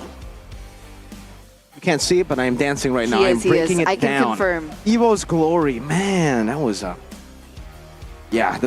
And now it's even more visible. Around the Lord, Nile was free. Brands and Psychots, the Edith and the Ruby, the 2 picks that were supposed to be the picks that you utilize to actually shut down the Fanny, they were going into the front line. Nino was soaking in everything. So no wonder Nile got the 50-50. No wonder Nile got the MVP. The 2 picks that they picked to deny the Fanny did not deny the Fanny. They were like, go ahead, sir. Valet service to get to the Lord. And it's crazy because he did this exact same thing 2 times in a row. Oh, wait, on the Ling, on the look Fanny. at Owen, look at Owen. Okay. This is the moment, boys. I said it early on. Nino jump for the first hurdle. But luckily, again, Nile and Rondo are the ones to save that messy skirmish. But don't worry, we're going to get part 2 here, folks. Don't you worry. If you guys didn't catch... Oh, no! Did we skip it? We skipped turtle number 2, but it's okay. Yeah. This is a good play, too. Annabelle got baited, but there was no reason for Evos to be staying there. They should have cleared up the wave. Yes, okay, Owen went in, sure. All right, back up. Go for Lord. That should have been the only play that they should have made because, well played by Nino here too, but why would they go for picks with this composition? This is a team fight comp that goes around neutral objectives, and after losing that, after giving the shutdown over, look at Brands and Psychots, and look at Nile. Was the Roger and Mathilda the ones that should have dealt with the Fanny? Come on. Psychots and Brands were going for the front. Nino is not value here as a trade. I don't know why they went for Nino. Then after that, it was just GG, I feel. Because like a 3,000 gold lead for Alter Ego, Nile getting the shutdown, it's over at that point, right? Even in the neutral objective battles here, again, they're like, you gotta get Nino. This son of a gun, Nino, we're gonna have to kill him. And then Heisen, Nile, and Rounder are just like, oh, wait, why do they really like Nino? I don't know. We're the damage dealers. Ooh, the Maniac. 2 times in a row Maniac, 2 times in a row and Evo's wiped out. It's insane. Let's take a look at the comms. How calm was that during the storm? Bisa maju juga, bisa maju juga. Langsung gas aja orangnya nih. Gas aja. Udah geser. Resa luar kita perang guys. Dapat tuh, Arut Valen purif. Reset. Valen purif. Lihat Valennya. Lihat Valen. Gua main ya guys. Kelas cil. Roger. Dapat, Cok. Kena. Roger kena. Lihat. Kuat dia. Go freeze. Kena freeze. Mati. Balik dulu. Belakangnya kabur. Gua aja. Eson guys, udah Edit ulti. Valennya ulti. Aman sih, Nice, bro. Lihat edit teaser tuh. Jangan tahu depan ya. Itu edit tadi belakang lo flicker, Flicker. Ruby flicker. Editnya bos. Gua jauh. Ruby flicker ulti lo. Udah. Tetap lane jauh. Bawa lagi. Itu lo namanya. Ruby flicker ulti. Next tempo. Itu lo. Okay, no El Sabar for us today. Nice tempo though. Nice tempo. That was Nino. That was Nino saying nice tempo. He's He like likes the tempo. He's like J.K. Simmons in that one movie. Not on my tempo. Or on my tempo. I forgot the line. But you know, right? You know that movie? Yeah. Yeah, it's Hey. the whiplash. Too fast. That's not my tempo. Nino's J.K. Simmons. And everybody else needs to follow his tempo. That is Ni. He sold everything for the winner crown. I just realized this nerd went for winner crown. He sold everything for that winner crown. I think Owen wanted to go for that too, but he's like, oh man, I'm a roamer. I don't have enough money even if I sell all my items to get the winner crown. Sad Owen jawhead noises. Yeah, Eternal, that's a winner crown right there. And I was thinking about what noises he would make. Jawhead's a robot, right? No? Is he? Yeah. True. The robot is robot. Wait, the little guy controlling Jawhead is not Jawhead, right? Jawhead's the robot. I think Jawhead is a robot. Yeah, so who's the little guy right there? It's a girl, isn't it? It's a girl? She's a girl. Yeah. Look at the blue hair, right? The blue hair. Yeah. That's how you Only see girls it. can have blue hair. No, it's a long blue hair. Okay, it's long. Teresa Can we has just, long red okay, hair. guys, 15 minutes, 7 seconds. Let's take a look at the statistics. Heis has purple long hair. Oh, God. Okay, let's take a look at the statistics here. It was all Alter Ego. Alter Ego's composition, if you take a look at this composition should not have been able to beat Evo's Glory in a full-on team fight. Nope. Especially when Evo's Glory had the lead. But Evo's Glory gave them that opportunity with them splitting up. This comp was supposed to be clumping up together. It's Ruby, Mathilda, Valentina, Roger, and Edith. Play for the team fights, but yet they try to play for the pickoffs. Alter Ego, obviously, had a better pickoff comp. They have an Aurora, a Jawhead. They have 2 side laners, technically. And I'm not talking Teresa, I'm talking Fanny and Moscow, because those 2 will be the real side laners in the later stage of the game. Evo's Glory tried to play for everything, and in the end, they played for nothing. That was deep. That was deep, man. But it's true. Yeah. You can't make everybody love you, all right? No. Sometimes there's going to be haters out there, and you know what you should say to those haters? What? Call Happy them the birthday. N-word. Oh, Nerd. nerd. 15:07 though. Second game slightly longer. Yeah, Compared to the first game was 13 minutes and 18 seconds. 13-18. You can see the goal difference though, right? Alter Ego. Yesterday they were able to find the early mid, then they lose out on that mid late. But now it seems like Alter Ego polished. And on the and in contrast, right, Evos is a team known to, when they get the ball rolling from the early game, that they're always able to close. But Last season? maybe Yeah. it's according to Mr. Dick Ka. Our skip fighter. Yeah, our zipper. Zipper? Exactly. Yeah. So at SPS, Gideon calls their producer Zipper, so not to dox them on cam. Mm-hmm. But we So in Mr. Indo, Dick Ka is our zipper. but we doxed him. Yeah, we just But not did. his full name though, right? We did. But I mean, this guy doxed him, unless, of course, that's not their real name, right? Mr. Artie. Ardiansha. How can Evos win in the next match? Change the roster, change the staff, but the game execution always results the same. Always winning in early, but mid-late game always blunders. Try to improve EXP lane in terms of macro play to trigger the enemy's concentration. Have the duo mid play with the gold lane and let Annabelle be the executor. This might improve performance. All right. Thank you so much for that comment.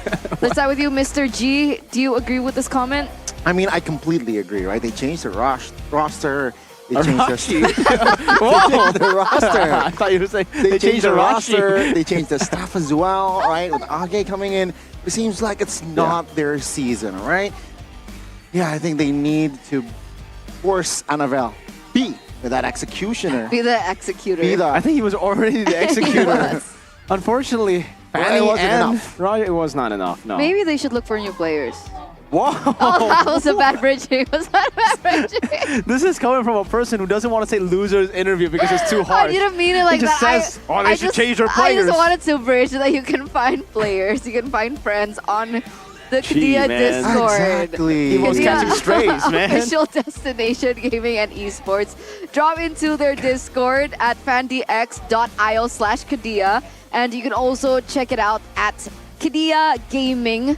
Or, scan the QR code down below, guys. I didn't mean it like that. Prime example of a netizen here, you Guys. hear a player underperform, a caster underperform, they need new players, they need new casters, get them out of here. I wanted to bridge into the sec, guys. I didn't mean it like that. I mean, sir. Promise. we'll take it. Yeah, she's a big Brands fan because Brands helped her with her luggage once. Oh, no. He helped me find the place to eat in Cambodia. Did you hear through Oraimo? Did he contact He you did, through he did. phone and with Yes. AirBuds 4? Yes, with the mic as well. Ah, the mic. So you guys, too, can experience the power of hero sound and LED digital display, visualization, and collaboration with MLBB, of course, all with the AirBuds 4. AirBuds 4. Check Arashi out Airport. the official Oraimo store and get yours now. AirBuds 4. AirBuds 4. Check it out. Gani, man, this is my boy right here, man.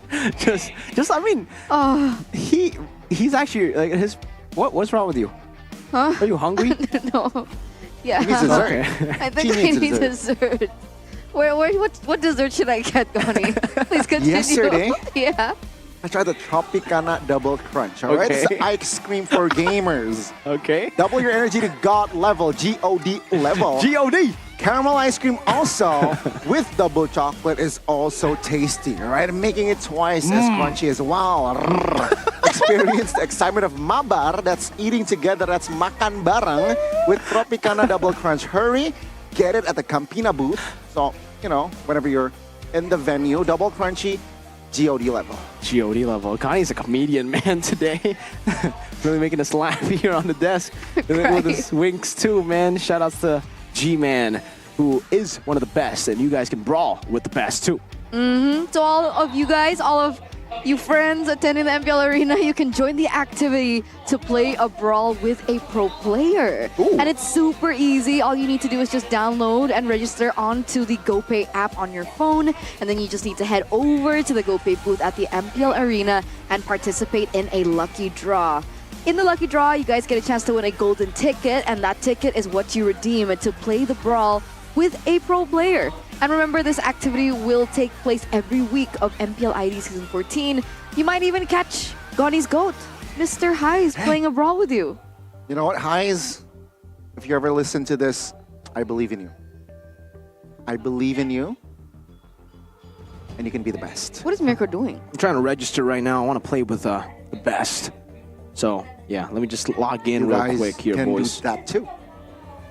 It's as easy as that. Look, I've registered. Now all I need to do is vote for a lot of those tokens. And I already have Click Indomart installed, actually, because I get my groceries through the phone. As easy as that with a simple click of a button. Click Indomart. Yeah, all you need to do is click Indomart because, you know, all you need to do is download it. You use it for like 2 minutes, right? And then you use it to go shopping. And then it's suddenly it's in front of your house. Suddenly. I mean, obviously you put in your address. It's not like a creepy thing, but like it's really quick. So you don't waste any time. You don't lose value when you're doing whatever you're doing. VVV. That's the triple V that we've been preaching out here in MPL Indonesia Season 14. Triple V. That actually makes a W. No, that's a double V. Yeah, that's a double V. V, E, E. W. Anyway, at Click Indomart, wait. you guys can also enjoy Yummy Choice. Hey. So you might be wondering what Yummy Choice is. What is it? It is quick to serve, Quick? super delicious, Delicious. and easy to enjoy. Easy to enjoy. And it's also ready in a very short time. Really? So maximize on your MPL ID Season 14 experience with Yummy Choice because, you know, it's like the worst thing. Like when I watch MPL on Fridays, You have to cook. and then I just wake up, and then Exactly. usually that's when MPL starts, but I'm hungry, I haven't eaten. You wake up at 4 p.m.? No, it starts at AM. yeah, She meant AM. yeah, 4 p.m. Yeah, 4 AM. Okay. it depends what I'm doing the night before. If I'm like streaming till late. Anyways, that's not the point. The point is, I waste so much time cooking. Right, I can cook in an hour, and suddenly, Man. oh man, I missed the first match. That's the worst. That's the worst, man. Happens to everyone. Happens to everyone. You can just get Yummy Choice so that you don't need to miss any of the moments. Sometimes cooking can take more than 9 minutes and 44 seconds, and that is actually the fastest game duration we have in MPL ID. So yes, indeed, you'll actually miss some of these matches. So go ahead. Takes like a minute or 2 minutes. Just microwave it, boom, then boom. Ready to serve, ready to eat, ready to consume, you consumer. And even the longest, right? 32 minutes. If you cook for an hour, you're still gonna miss that game. That's true. I don't know The what you're longest cooking. game. I don't know what you're cooking, but I know it's what a long Evos time. is cooking. What does Evo's cook? Oh, Their next match against RRQ. Classic and derby. then TLID. Oh yeah, it is the Classic Derby. oh man. Are you excited for this? Which one? Both? Yeah, of course, the Classic Derby. It's down for the ages, and of course, the next one, TLID. The Cavalry against the Young Tiger. The Young Tiger, or the White Tiger. The young White Tigers. The Young Tiger. Are you excited about this one? Oh, for sure. I'm more excited about this one. Dewa versus Alter Ego, because technically they're both still fighting for playoffs. I think they are tied right now in the standings for that playoff spot for 6th place. Who's going to make it? Will it be Dewa United with Kaze and Azura? Or will it be Alter Ego with Nile? Find out, ladies and gentlemen. Get your tickets and find out. Don't forget to get your tickets on the official website, MPL Indonesia. And of course, don't forget as well. There's a lot of don't forgets, but remember, I'll change it. Remember to pay with GoPay. Check it out with GoPay because you guys are able to get a 10% discount. 10% discount. And a cashback of 10K of GoPay coins. My lord. That's a lot of value. And, Again, triple but the value. tickets are probably like super expensive. No, it's not. It only starts from 85K, and that's not even including the discounts yet and the cashbacks that you get. Check it out. All right, so you guys pay GoPay, get value, get the triple V. Season 14 is all about value. All right, the value. And what's 85 times 2? 150, 170, 100. 170, yes. 170 if you pay for a special someone. Oh, that's Arashi? before discount, by the way. It's a huge investment for your Arashi. future. For the future. It's a long-term investment. Use this as like a LTI. date type of thing. Yeah, MPL date is a thing. Remember, MPL date. You guys can come over and have an MPL date. It's like the new trend thing now. You know, in the building, everybody's just MPL dating. Everyone. Arashi especially. He's been MPL dating with different girls every day. No, that's Sheffin. Oh, no, Sheffin doesn't date. Sheffin is just in the building. Oh, okay. So there's a difference. There's a difference. All right, I am happy there's a difference, but I'm also happy that it's not the end of the day, ladies and gentlemen. We do still have 2 amazing matches ahead of us, and when I say amazing, it's not just like the typical amazing. This is the actual amazing, right? Yeah. We have what's our next match again? TLID FNOC. TLID FNOC as well as RRQ and Bigatron later on. So before we get into match number 2, let's head over to the stage. Kude Clara Mongstar, what you doing? Budi Clara Mongstar. Budi Clara Mongstar. Bukan sembarang pesan karena di sini Bude Clara Mongstar bersama dengan Rachel di sini. Rachel di sini. Nah, halo Rachel. Hai Bude. Rachel. Ciao Ya. Ya. Hari ini bukan hari yang baik tentunya. Ya. Namun, Bude tahu kamu pasti punya kabar baik. Betul Ada sekali. membership ya? Betul sekali Bude. Ini untuk EVOS fans, para EVOS fans yang sangat setia ya kepada EVOS. Kita mau nyediain suatu fasilitas terbaru yaitu membership. Itu namanya EVOS Plus. Dan kita berkolaborasi dengan aplikasi Tap. Gitu. Oke, bentar. Jadi ini semuanya bisa join nih? Semuanya bisa join dan gratis. Gratis? Gratis Bude. Caranya gimana tuh? Caranya kalian cukup daftar di tab, abis itu kalian nanti masukin nomor WhatsApp buat aktivasi member, nanti baru dapetin kartu digital dari situ. Udah auto tuh? Auto Bude. Cuma masukin nomor WhatsApp doang? Betul. Oke. Begitu. Terus nanti benefitnya kalian bisa dapetin promo spesial untuk EVOS Goods, terus juga ada promo diskon untuk partner FNB terbaru kita Itlah. Waduh, banyak banget. Daftarnya gratis, benefitnya banyak. Tunggu apa lagi? Join membership EVOS sekarang juga. Oh ya Bude, tambah satu lagi, daftar di member.evos.gg. member.evos.gg. Ya. Oke, itu dia caranya join. Kalian nggak perlu bingung. Atau mungkin kalau bingung langsung aja ke sosial medianya EVOS nggak sih? Betul sekali. Jadi Betul. ada pesan-pesan terakhir? Tetap semangat EVOS fans dan EVOS juga. Terima kasih. Thank you. Rachel di sini. EVOS kapan menangnya? Bismillah. Bismillah. Dengan kata bismillah, mungkin next match-nya kita akan menunggu dan menanti. Tapi thank you banget. Dan kita akan menyaksikan match kedua sesaat lagi. Tapi jangan kemana-mana karena kita akan kembali. Stay tune terus.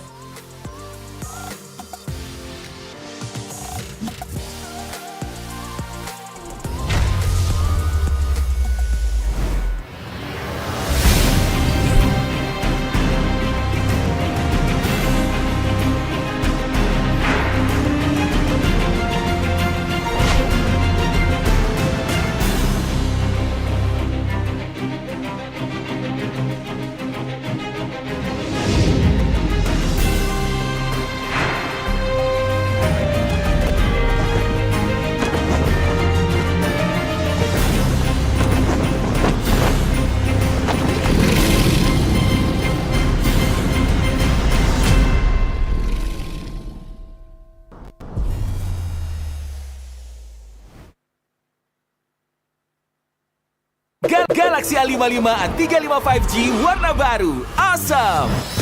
Kayak circle kita. Diajakin mabar di mana tuh? Circlein aja pakai circle to search. Wah, langsung ketemu tempatnya.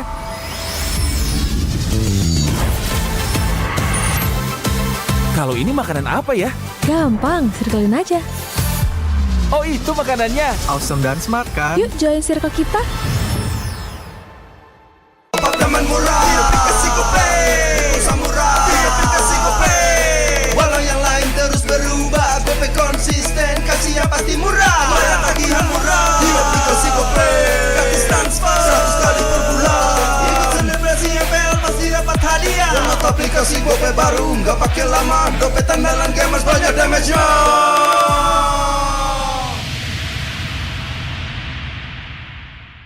Dia tidak akan segan untuk menghadapi siapapun yang berani melawan.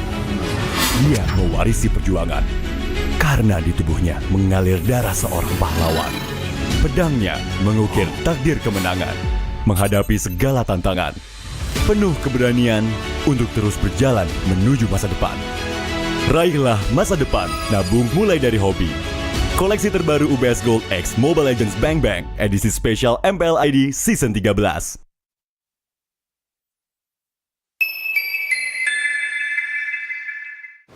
Main Mobile Legends memang seru.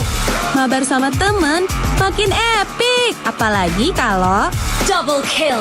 Tropicana Double Crunch, es krim karamel dengan lapisan coklat yang tebal. Crunchy-nya double. Main bareng, makan bareng Tropicana Double Crunch. Double crunchy level dewa. Rasa ini Gatot kacau. Ih, tombe basah. Bro, move on ke Head and Shoulders. 100% pede, ketombe basah dan gatal Wiped out. Dapetin edisi baru Gatot kaca di minimarket terdekat. Head and Shoulders. Ini Gatot, ini kaca. Mas Gatot, benerin kaca.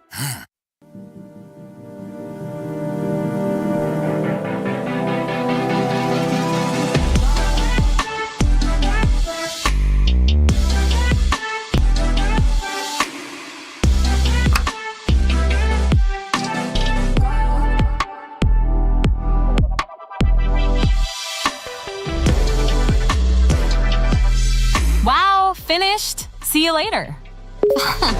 Time to go. Okay.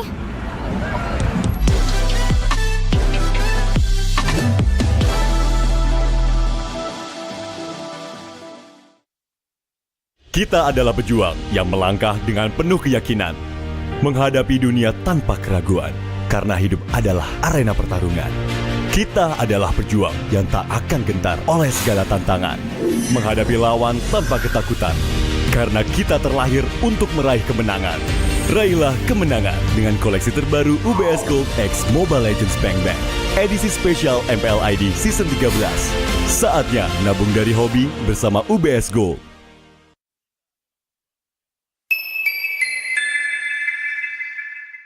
Papa akan kehilangan ingatannya. Masih inget ini, Pak? Sekecil apapun perhatian adalah kekuatan. Hidupkan momen kebersamaan. IndiHome. First blood.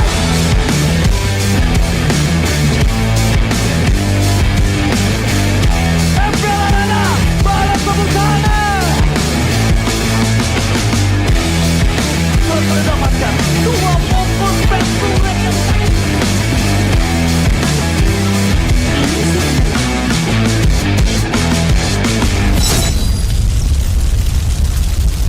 Pengen belanja banyak barang kebutuhan tapi malas keluar rumah.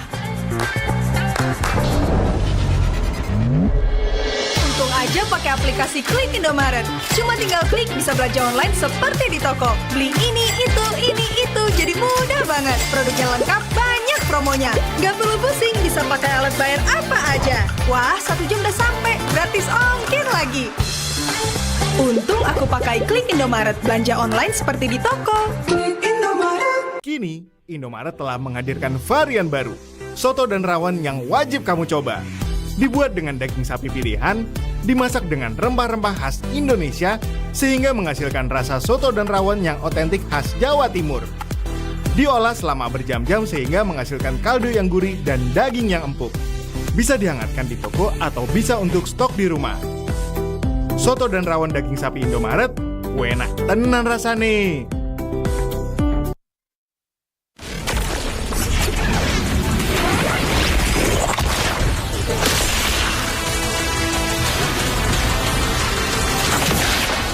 Strike first and without mercy.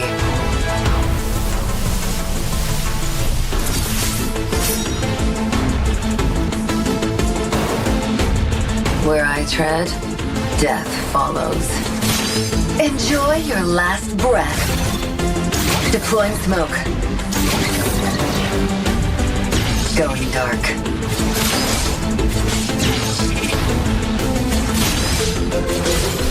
War is my trade. Death is my craft. Backup plan? I am the backup plan. My destiny is what I make of it.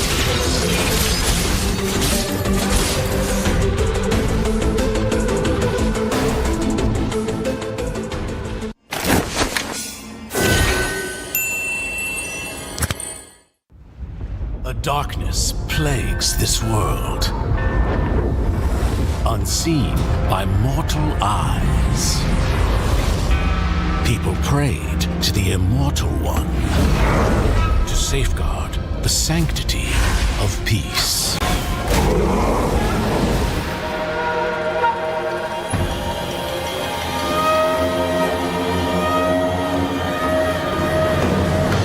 The ceremony's starting!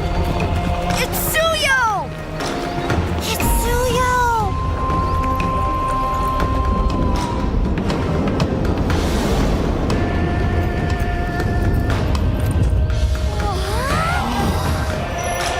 I bear this mask, for this duty is mine alone.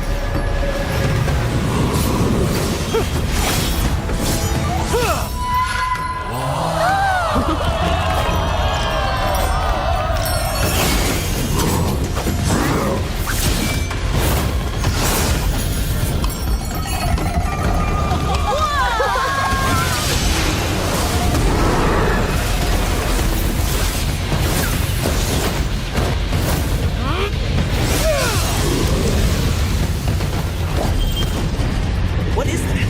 Is the ceremony over? Mommy, I'm scared. What is that?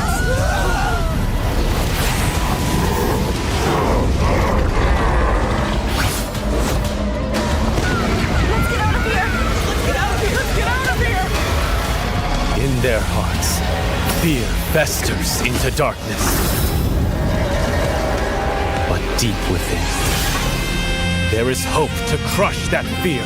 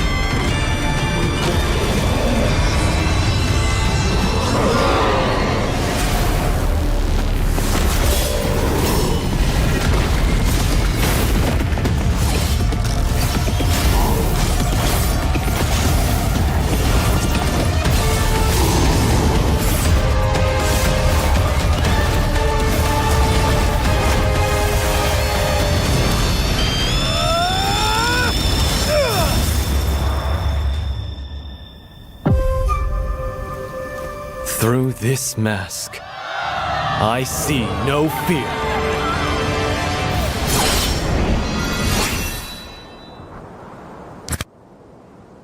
Galaxy A55 A35 5G warna baru, awesome! Kayak circle kita. Diajakin mabar di mana tuh? Circlein aja pakai circle to search. Wah, langsung ketemu tempatnya.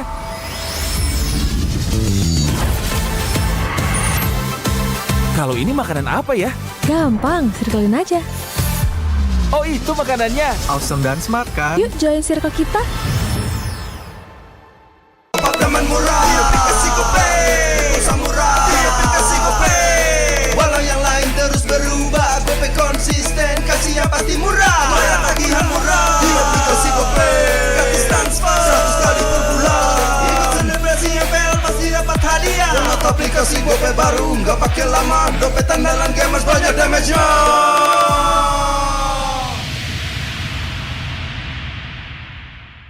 Dia tidak akan segan untuk menghadapi siapapun yang berani melawan. Dia mewarisi perjuangan karena di tubuhnya mengalir darah seorang pahlawan. Pedangnya mengukir takdir kemenangan, menghadapi segala tantangan. Penuh keberanian untuk terus berjalan menuju masa depan. Raihlah masa depan, nabung mulai dari hobi. Koleksi terbaru UBS Gold X Mobile Legends Bang Bang, edisi spesial MPL ID Season 13.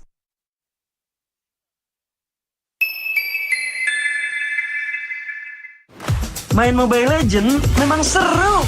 Mabar sama temen makin epic. Apalagi kalau double kill.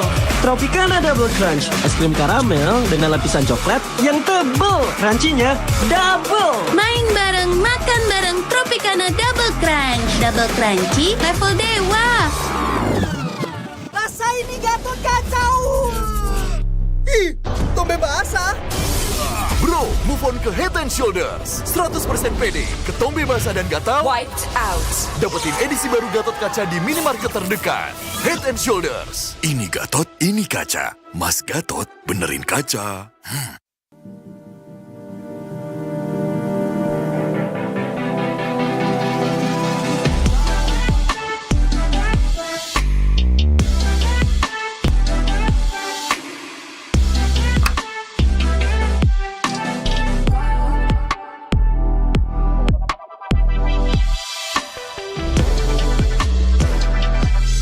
Wow, finished. See you later. Time to go. Okay.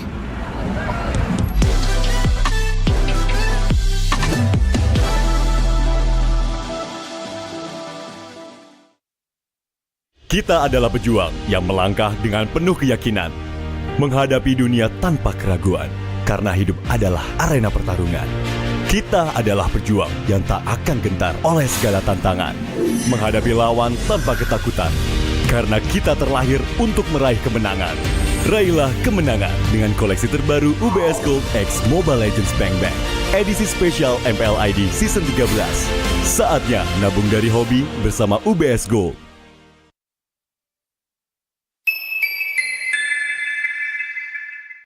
Apa akan kehilangan ingatannya? Masih inget ini, Pak? Sekecil apapun perhatian adalah kekuatan. Hidupkan momen kebersamaan. IndiHome. First blood.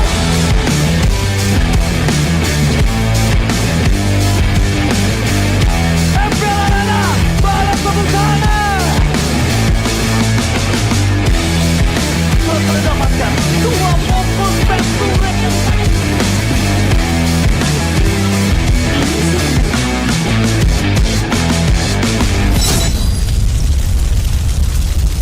Pengen belanja banyak barang kebutuhan tapi malas keluar rumah. Untung aja pakai aplikasi Klik Indomaret. Cuma tinggal klik bisa belanja online seperti di toko. Beli ini, itu, jadi mudah banget. Produknya lengkap, banyak promonya. Gak perlu pusing, bisa pakai alat bayar apa aja. Wah, 1 jam udah sampai, gratis ongkir lagi. Untung aku pakai Klik Indomaret, belanja online seperti di toko. Kini, Indomaret telah menghadirkan varian baru, soto dan rawon yang wajib kamu coba. Dibuat dengan daging sapi pilihan, dimasak dengan rempah-rempah khas Indonesia, sehingga menghasilkan rasa soto dan rawon yang otentik khas Jawa Timur. Diolah selama berjam-jam sehingga menghasilkan kaldu yang gurih dan daging yang empuk. Bisa dihangatkan di toko atau bisa untuk stok di rumah. Soto dan rawon daging sapi Indomaret, enak tenan rasane.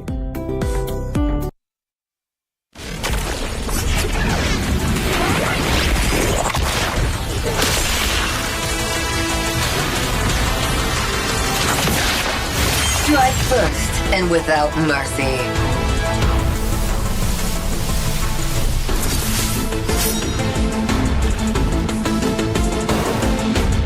Where I tread, death follows. Enjoy your last breath. Deploying smoke. Going dark.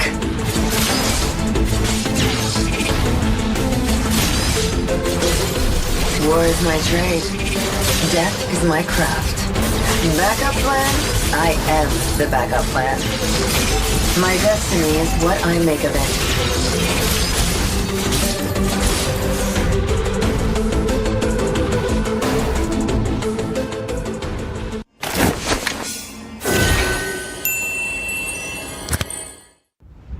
A darkness plagues this world, unseen by mortal eyes. People prayed to the Immortal One to safeguard the sanctity of peace.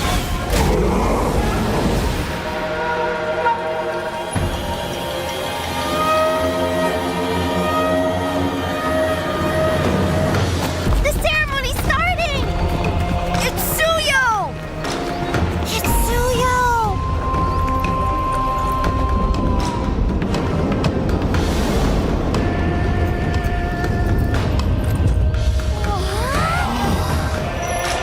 I bear this mask, for this duty is mine alone.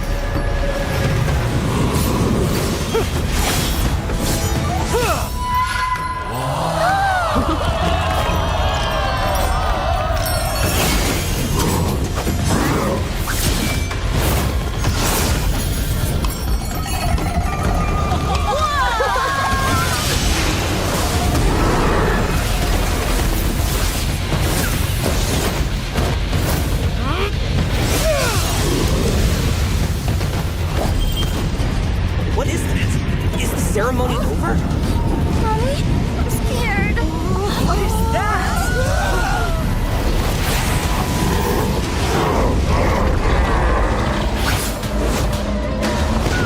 Let's get out of here! Let's get out of here! Let's get out of here! In their hearts, fear festers into darkness. But deep within, there is hope to crush that fear.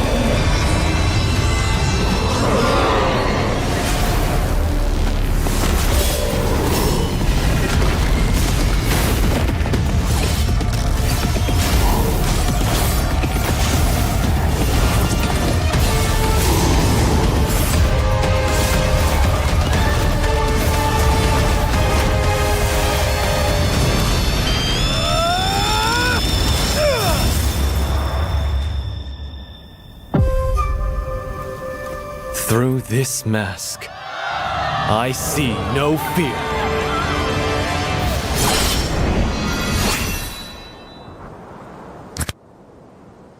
Galaxy A55 A35 5G warna baru. Awesome! Kayak circle kita. Diajakin mabar di mana tuh? Circlein aja pakai circle to search. Wah, langsung ketemu tempatnya.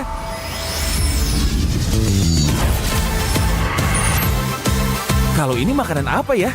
Gampang, circlein aja. Oh, itu makanannya. Awesome dan smart kan? Yuk join circle kita. Pemadaman murah, dia aplikasi GoPay Samurai, dia aplikasi GoPay. Walau yang lain terus berubah, GoPay konsisten, kasih yang pasti murah. Bayar tagihan murah, dia aplikasi GoPay. Gratis transfer, 100 kali aplikasi GoPay baru, nggak pakai lama. Dompet andalan gamers banyak damage-nya.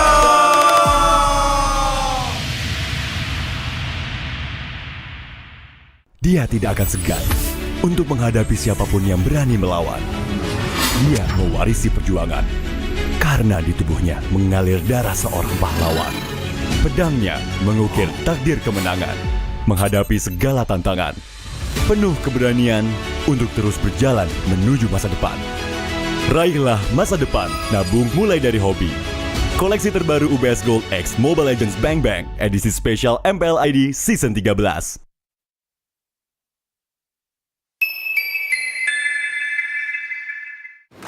Main Mobile Legends memang seru. Mabar sama temen makin epic. Apalagi kalau double kill. Tropicana Double Crunch, es krim karamel dengan lapisan coklat yang tebal. Crunchy-nya double. Main bareng, makan bareng Tropicana Double Crunch. Double crunchy level dewa. Rasa ini Gatot kacau. Ih, tombe basah. Bro, move on ke Head and Shoulders. 100% pede, ketombe basah dan gatal Wiped out. dapetin edisi baru Gatot Kaca di minimarket terdekat. Head and Shoulders. Ini Gatot, ini kaca. Mas Gatot, benerin kaca.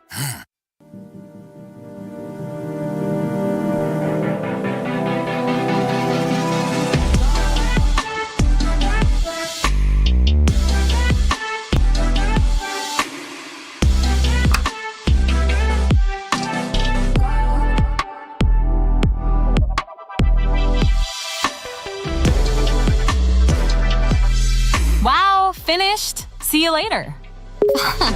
Time to go. Okay.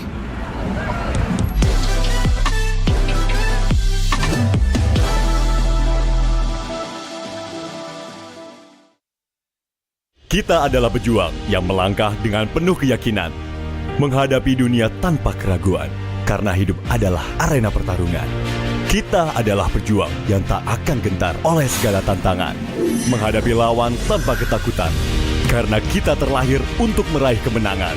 Raihlah kemenangan dengan koleksi terbaru UBS Gold X Mobile Legends Bang Bang, edisi spesial MPL ID Season 13. Saatnya nabung dari hobi bersama UBS Gold.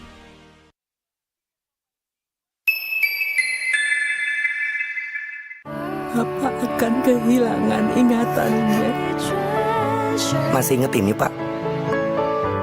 Sekecil apapun perhatian adalah kekuatan. Hidupkan momen kebersamaan. IndiHome.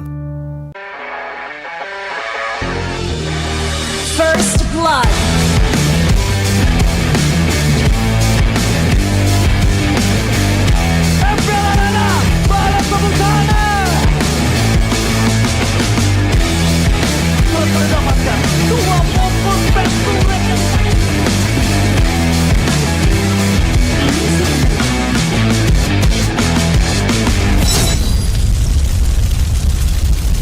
Pengen belanja banyak barang kebutuhan tapi malas keluar rumah. Untung aja pakai aplikasi Klik Indomaret. Cuma tinggal klik bisa belanja online seperti di toko. Beli ini, itu, jadi mudah banget. Produknya lengkap, banyak promonya. Gak perlu pusing, bisa pakai alat bayar apa aja. Wah, 1 jam udah sampai, gratis ongkir lagi. Untung aku pakai Klik Indomaret, belanja online seperti di toko. Kini, Indomaret telah menghadirkan varian baru, soto dan rawon yang wajib kamu coba. Dibuat dengan daging sapi pilihan, dimasak dengan rempah-rempah khas Indonesia, sehingga menghasilkan rasa soto dan rawon yang otentik khas Jawa Timur. Diolah selama berjam-jam sehingga menghasilkan kaldu yang gurih dan daging yang empuk. Bisa dihangatkan di toko atau bisa untuk stok di rumah. Soto dan rawon daging sapi Indomaret, enak tenan rasane.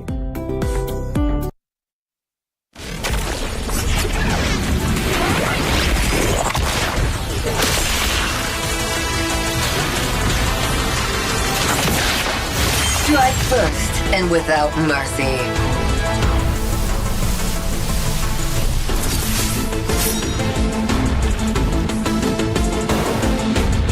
Where I tread, death follows. Enjoy your last breath. Deploying smoke. going dark.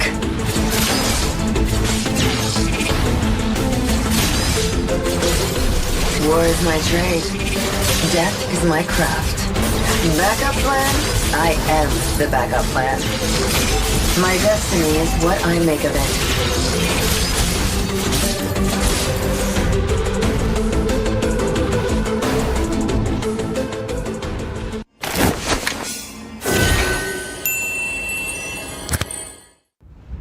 A darkness plagues this world, unseen by mortal eyes. People prayed to the Immortal One to safeguard the sanctity of peace.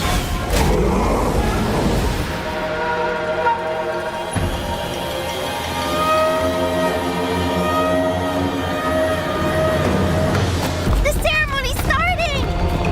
It's Suyo! It's Suyo!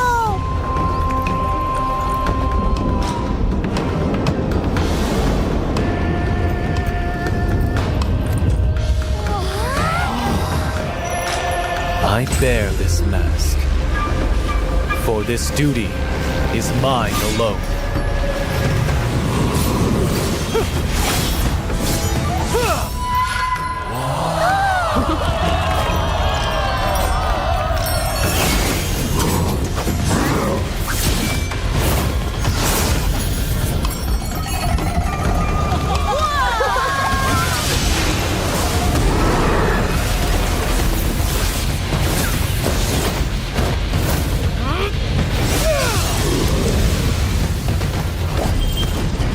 What is that? Is the ceremony over? Mommy, I'm scared. What is that?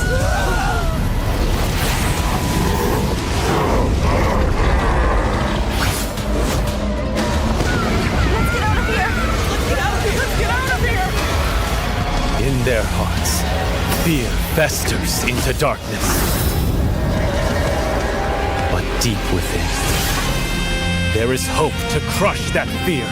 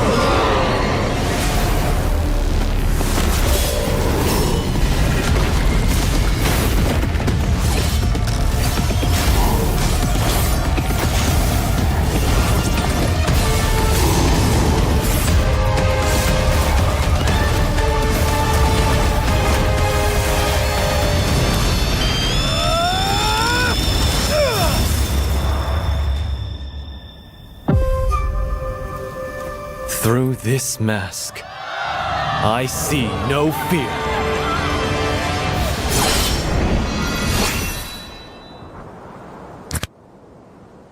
Galaxy A55 A35 5G warna baru. Awesome! Kayak circle kita. Diajakin mabar di mana tuh? Circlein aja pakai circle to search. Wah, langsung ketemu tempatnya.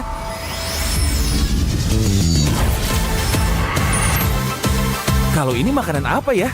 Gampang, circlein aja. Oh, itu makanannya. Awesome dan smart kan? Yuk join circle kita. Teman murah di aplikasi GoPay Samurai di aplikasi GoPay.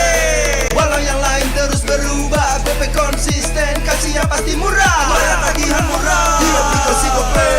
Gratis transfer 100 kali per bulan. Ikut selebrasi MPL pasti dapat hadiah. Download aplikasi GoPay baru, nggak pakai lama. Dompet andalan gamers banyak damage-nya.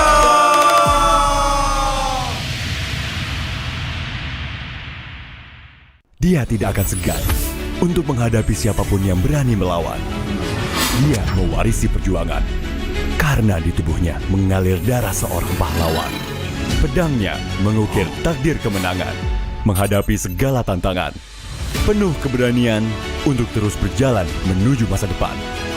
Raihlah masa depan, nabung mulai dari hobi. Koleksi terbaru UBS Gold X Mobile Legends Bang Bang, edisi spesial MPL ID Season 13.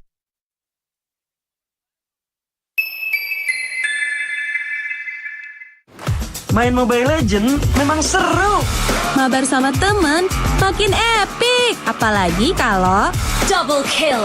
Tropicana Double Crunch, es krim karamel dengan lapisan coklat yang tebal. Crunchy-nya double. Main bareng, makan bareng Tropicana Double Crunch. Double crunchy level dewa.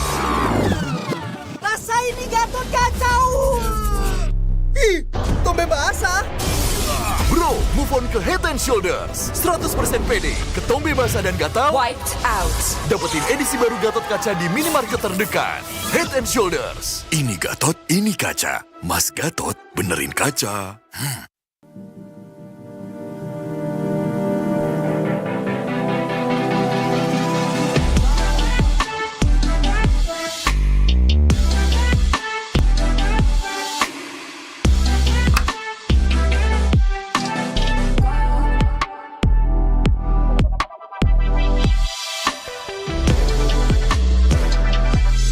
Wow, finished. See you later. Time to go. Okay.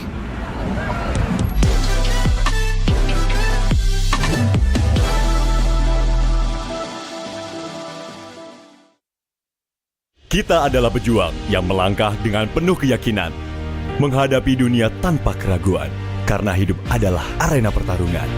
Kita adalah pejuang yang tak akan gentar oleh segala tantangan, menghadapi lawan tanpa ketakutan, karena kita terlahir untuk meraih kemenangan. Raihlah kemenangan dengan koleksi terbaru UBS Gold X Mobile Legends Bang Bang, edisi spesial MPL ID Season 13. Saatnya nabung dari hobi bersama UBS Gold.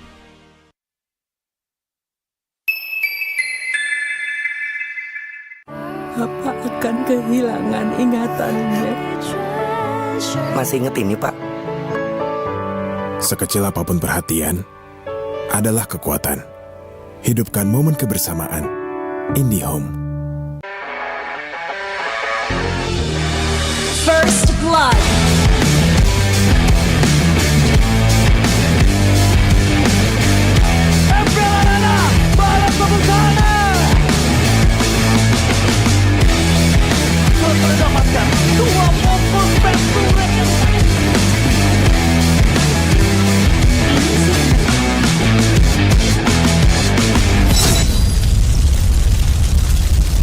Pengen belanja banyak barang kebutuhan tapi malas keluar rumah. Untung aja pakai aplikasi Klik Indomaret. Cuma tinggal klik bisa belanja online seperti di toko. Beli ini, itu, jadi mudah banget. Produknya lengkap, banyak promonya. Gak perlu pusing, bisa pakai alat bayar apa aja. Wah, 1 jam udah sampai, gratis ongkir lagi. Untung aku pakai Klik Indomaret, belanja online seperti di toko. Kini, Indomaret telah menghadirkan varian baru, soto dan rawon yang wajib kamu coba.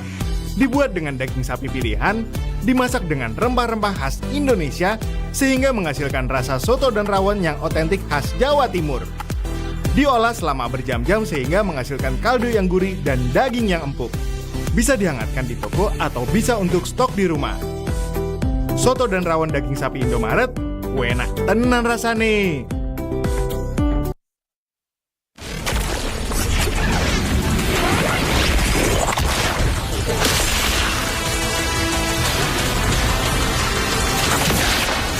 Strike first and without mercy.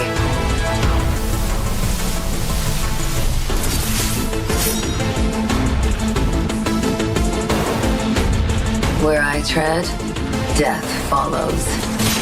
Enjoy your last breath. Deploying smoke. Going dark.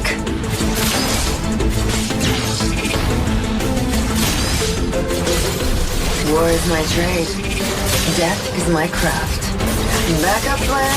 I am the backup plan. My destiny is what I make of it.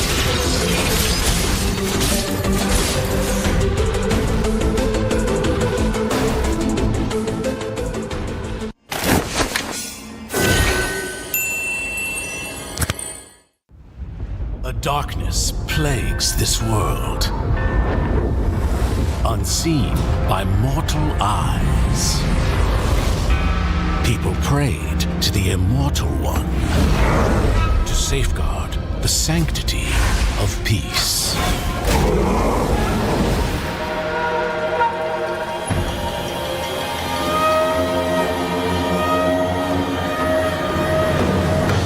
The ceremony's starting! It's Suyo! It's Suyo!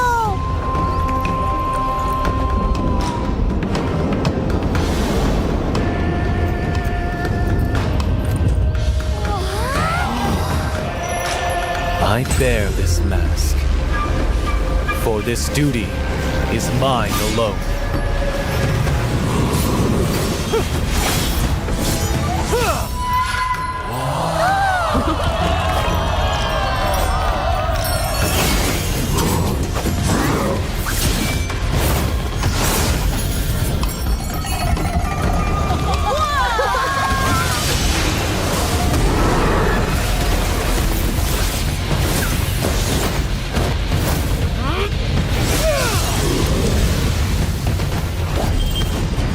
What is that? Is the ceremony over? Mommy, I'm scared. What is that?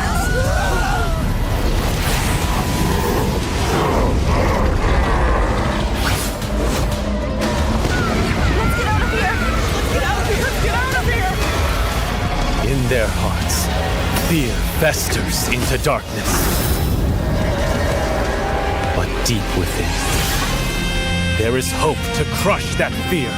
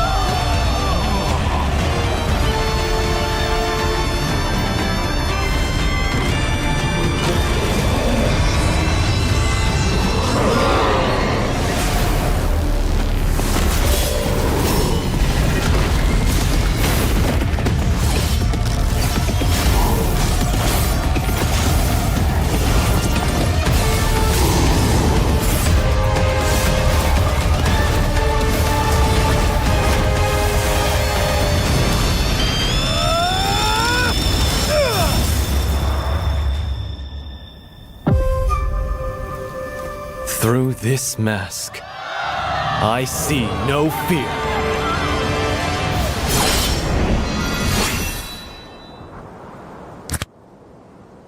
Galaxy A55 A35 5G warna baru, awesome! Kayak circle kita. Diajakin mabar di mana tuh? Circlein aja pakai circle to search. Wah, langsung ketemu tempatnya.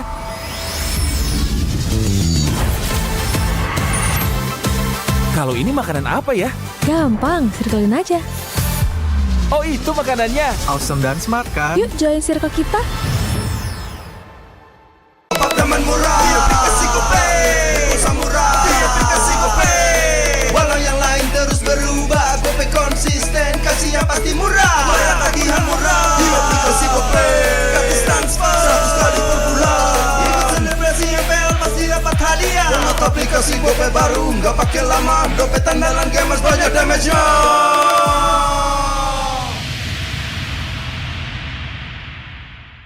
Dia tidak akan segan untuk menghadapi siapapun yang berani melawan. Dia mewarisi perjuangan karena di tubuhnya mengalir darah seorang pahlawan. Pedangnya mengukir takdir kemenangan, menghadapi segala tantangan. Penuh keberanian untuk terus berjalan menuju masa depan. Raihlah masa depan, nabung mulai dari hobi. Koleksi terbaru UBS Gold X Mobile Legends Bang Bang, edisi spesial MPL ID Season 13.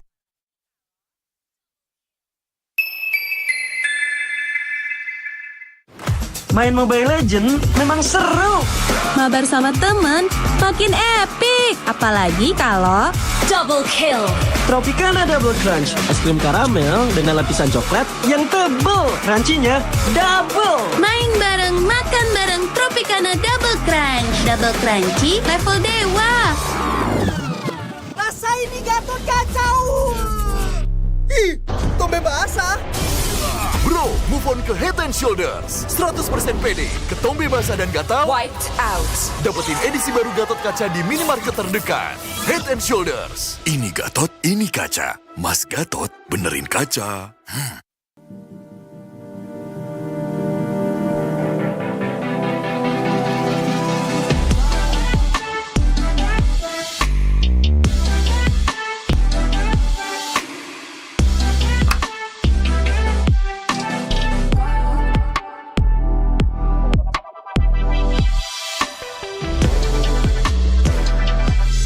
Wow, finished. See you later. Time to go. Okay.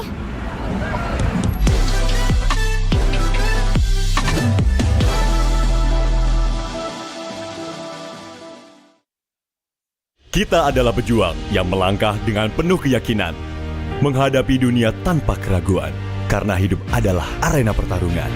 Kita adalah pejuang yang tak akan gentar oleh segala tantangan, menghadapi lawan tanpa ketakutan, karena kita terlahir untuk meraih kemenangan.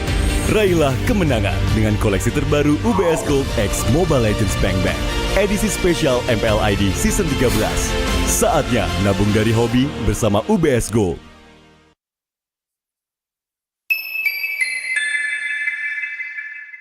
Papa akan kehilangan ingatannya. Masih inget ini, Pak? Sekecil apapun perhatian adalah kekuatan. Hidupkan momen kebersamaan. IndiHome. First blood.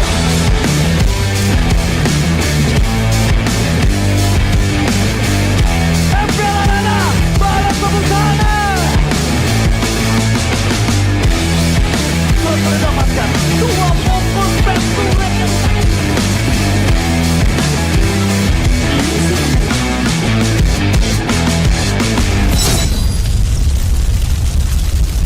Pengen belanja banyak barang kebutuhan tapi malas keluar rumah. Untung aja pakai aplikasi Klik Indomaret. Cuma tinggal klik bisa belanja online seperti di toko. Beli ini, itu, jadi mudah banget. Produknya lengkap, banyak promonya. Gak perlu pusing, bisa pakai alat bayar apa aja. Wah, 1 jam udah sampai, gratis ongkir lagi. Untung aku pakai Klik Indomaret, belanja online seperti di toko. Kini, Indomaret telah menghadirkan varian baru, soto dan rawon yang wajib kamu coba.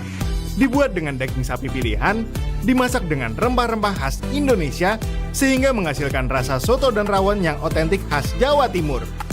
Diolah selama berjam-jam sehingga menghasilkan kaldu yang gurih dan daging yang empuk. Bisa dihangatkan di toko atau bisa untuk stok di rumah. Soto dan rawon daging sapi Indomaret, enak tenan rasane.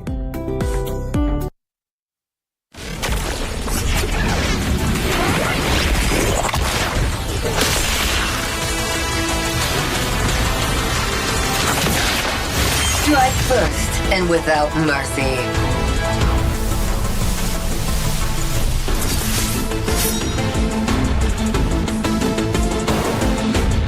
Where I tread, death follows. Enjoy your last breath. Deploying smoke. Going dark.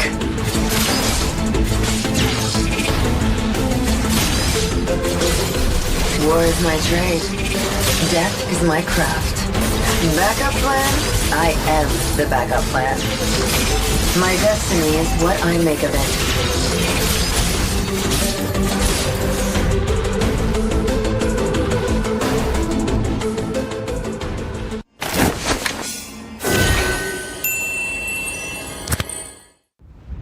A darkness plagues this world, unseen by mortal eyes.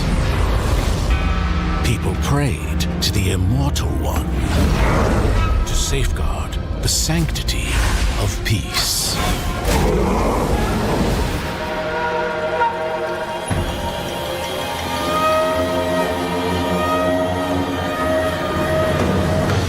The ceremony's starting! It's Suyo! It's Suyo!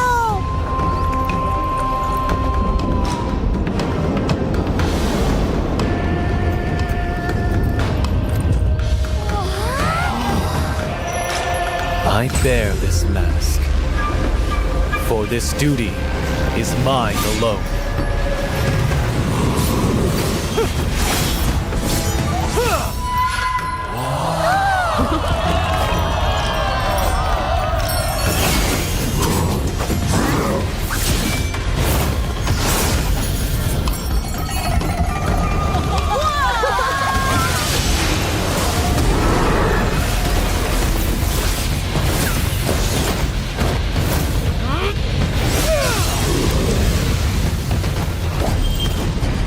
What is that?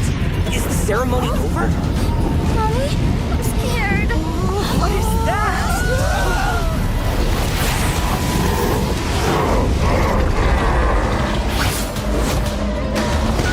Let's get out of here! Let's get out of here! Let's get out of here! In their hearts, fear festers into darkness.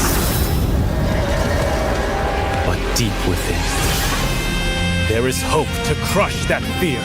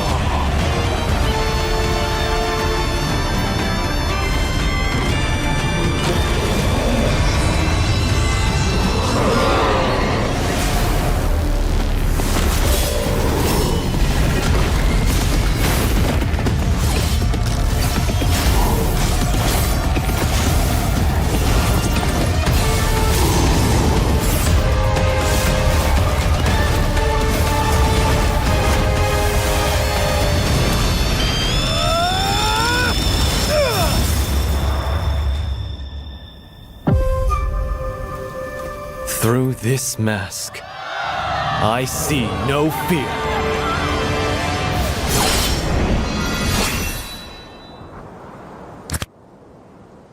Galaxy A55 A35 5G warna baru. Awesome! Kayak circle kita. Diajakin mabar di mana tuh?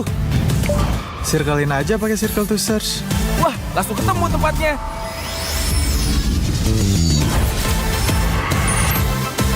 Kalau ini makanan apa ya? Gampang, circlein aja. Oh, itu makanannya. Awesome dan smart kan? Yuk join circle kita. Apartemen murah di aplikasi GoPay. Samurai di aplikasi GoPay. Walau yang lain terus berubah, GoPay konsisten, kasih yang pasti murah. Bayar tagihan murah di aplikasi GoPay. Gratis transfer 100 kali per bulan. Ikut selebrasi MPL pasti dapat hadiah. Download aplikasi GoPay baru, nggak pakai lama. Dompet andalan gamers banyak damage-nya.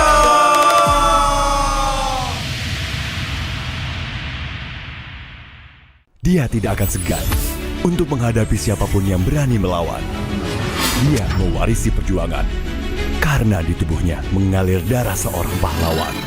Pedangnya mengukir takdir kemenangan, menghadapi segala tantangan. Penuh keberanian untuk terus berjalan menuju masa depan. Raihlah masa depan, nabung mulai dari hobi. Koleksi terbaru UBS Gold X Mobile Legends Bang Bang, edisi spesial MPL ID Season 13.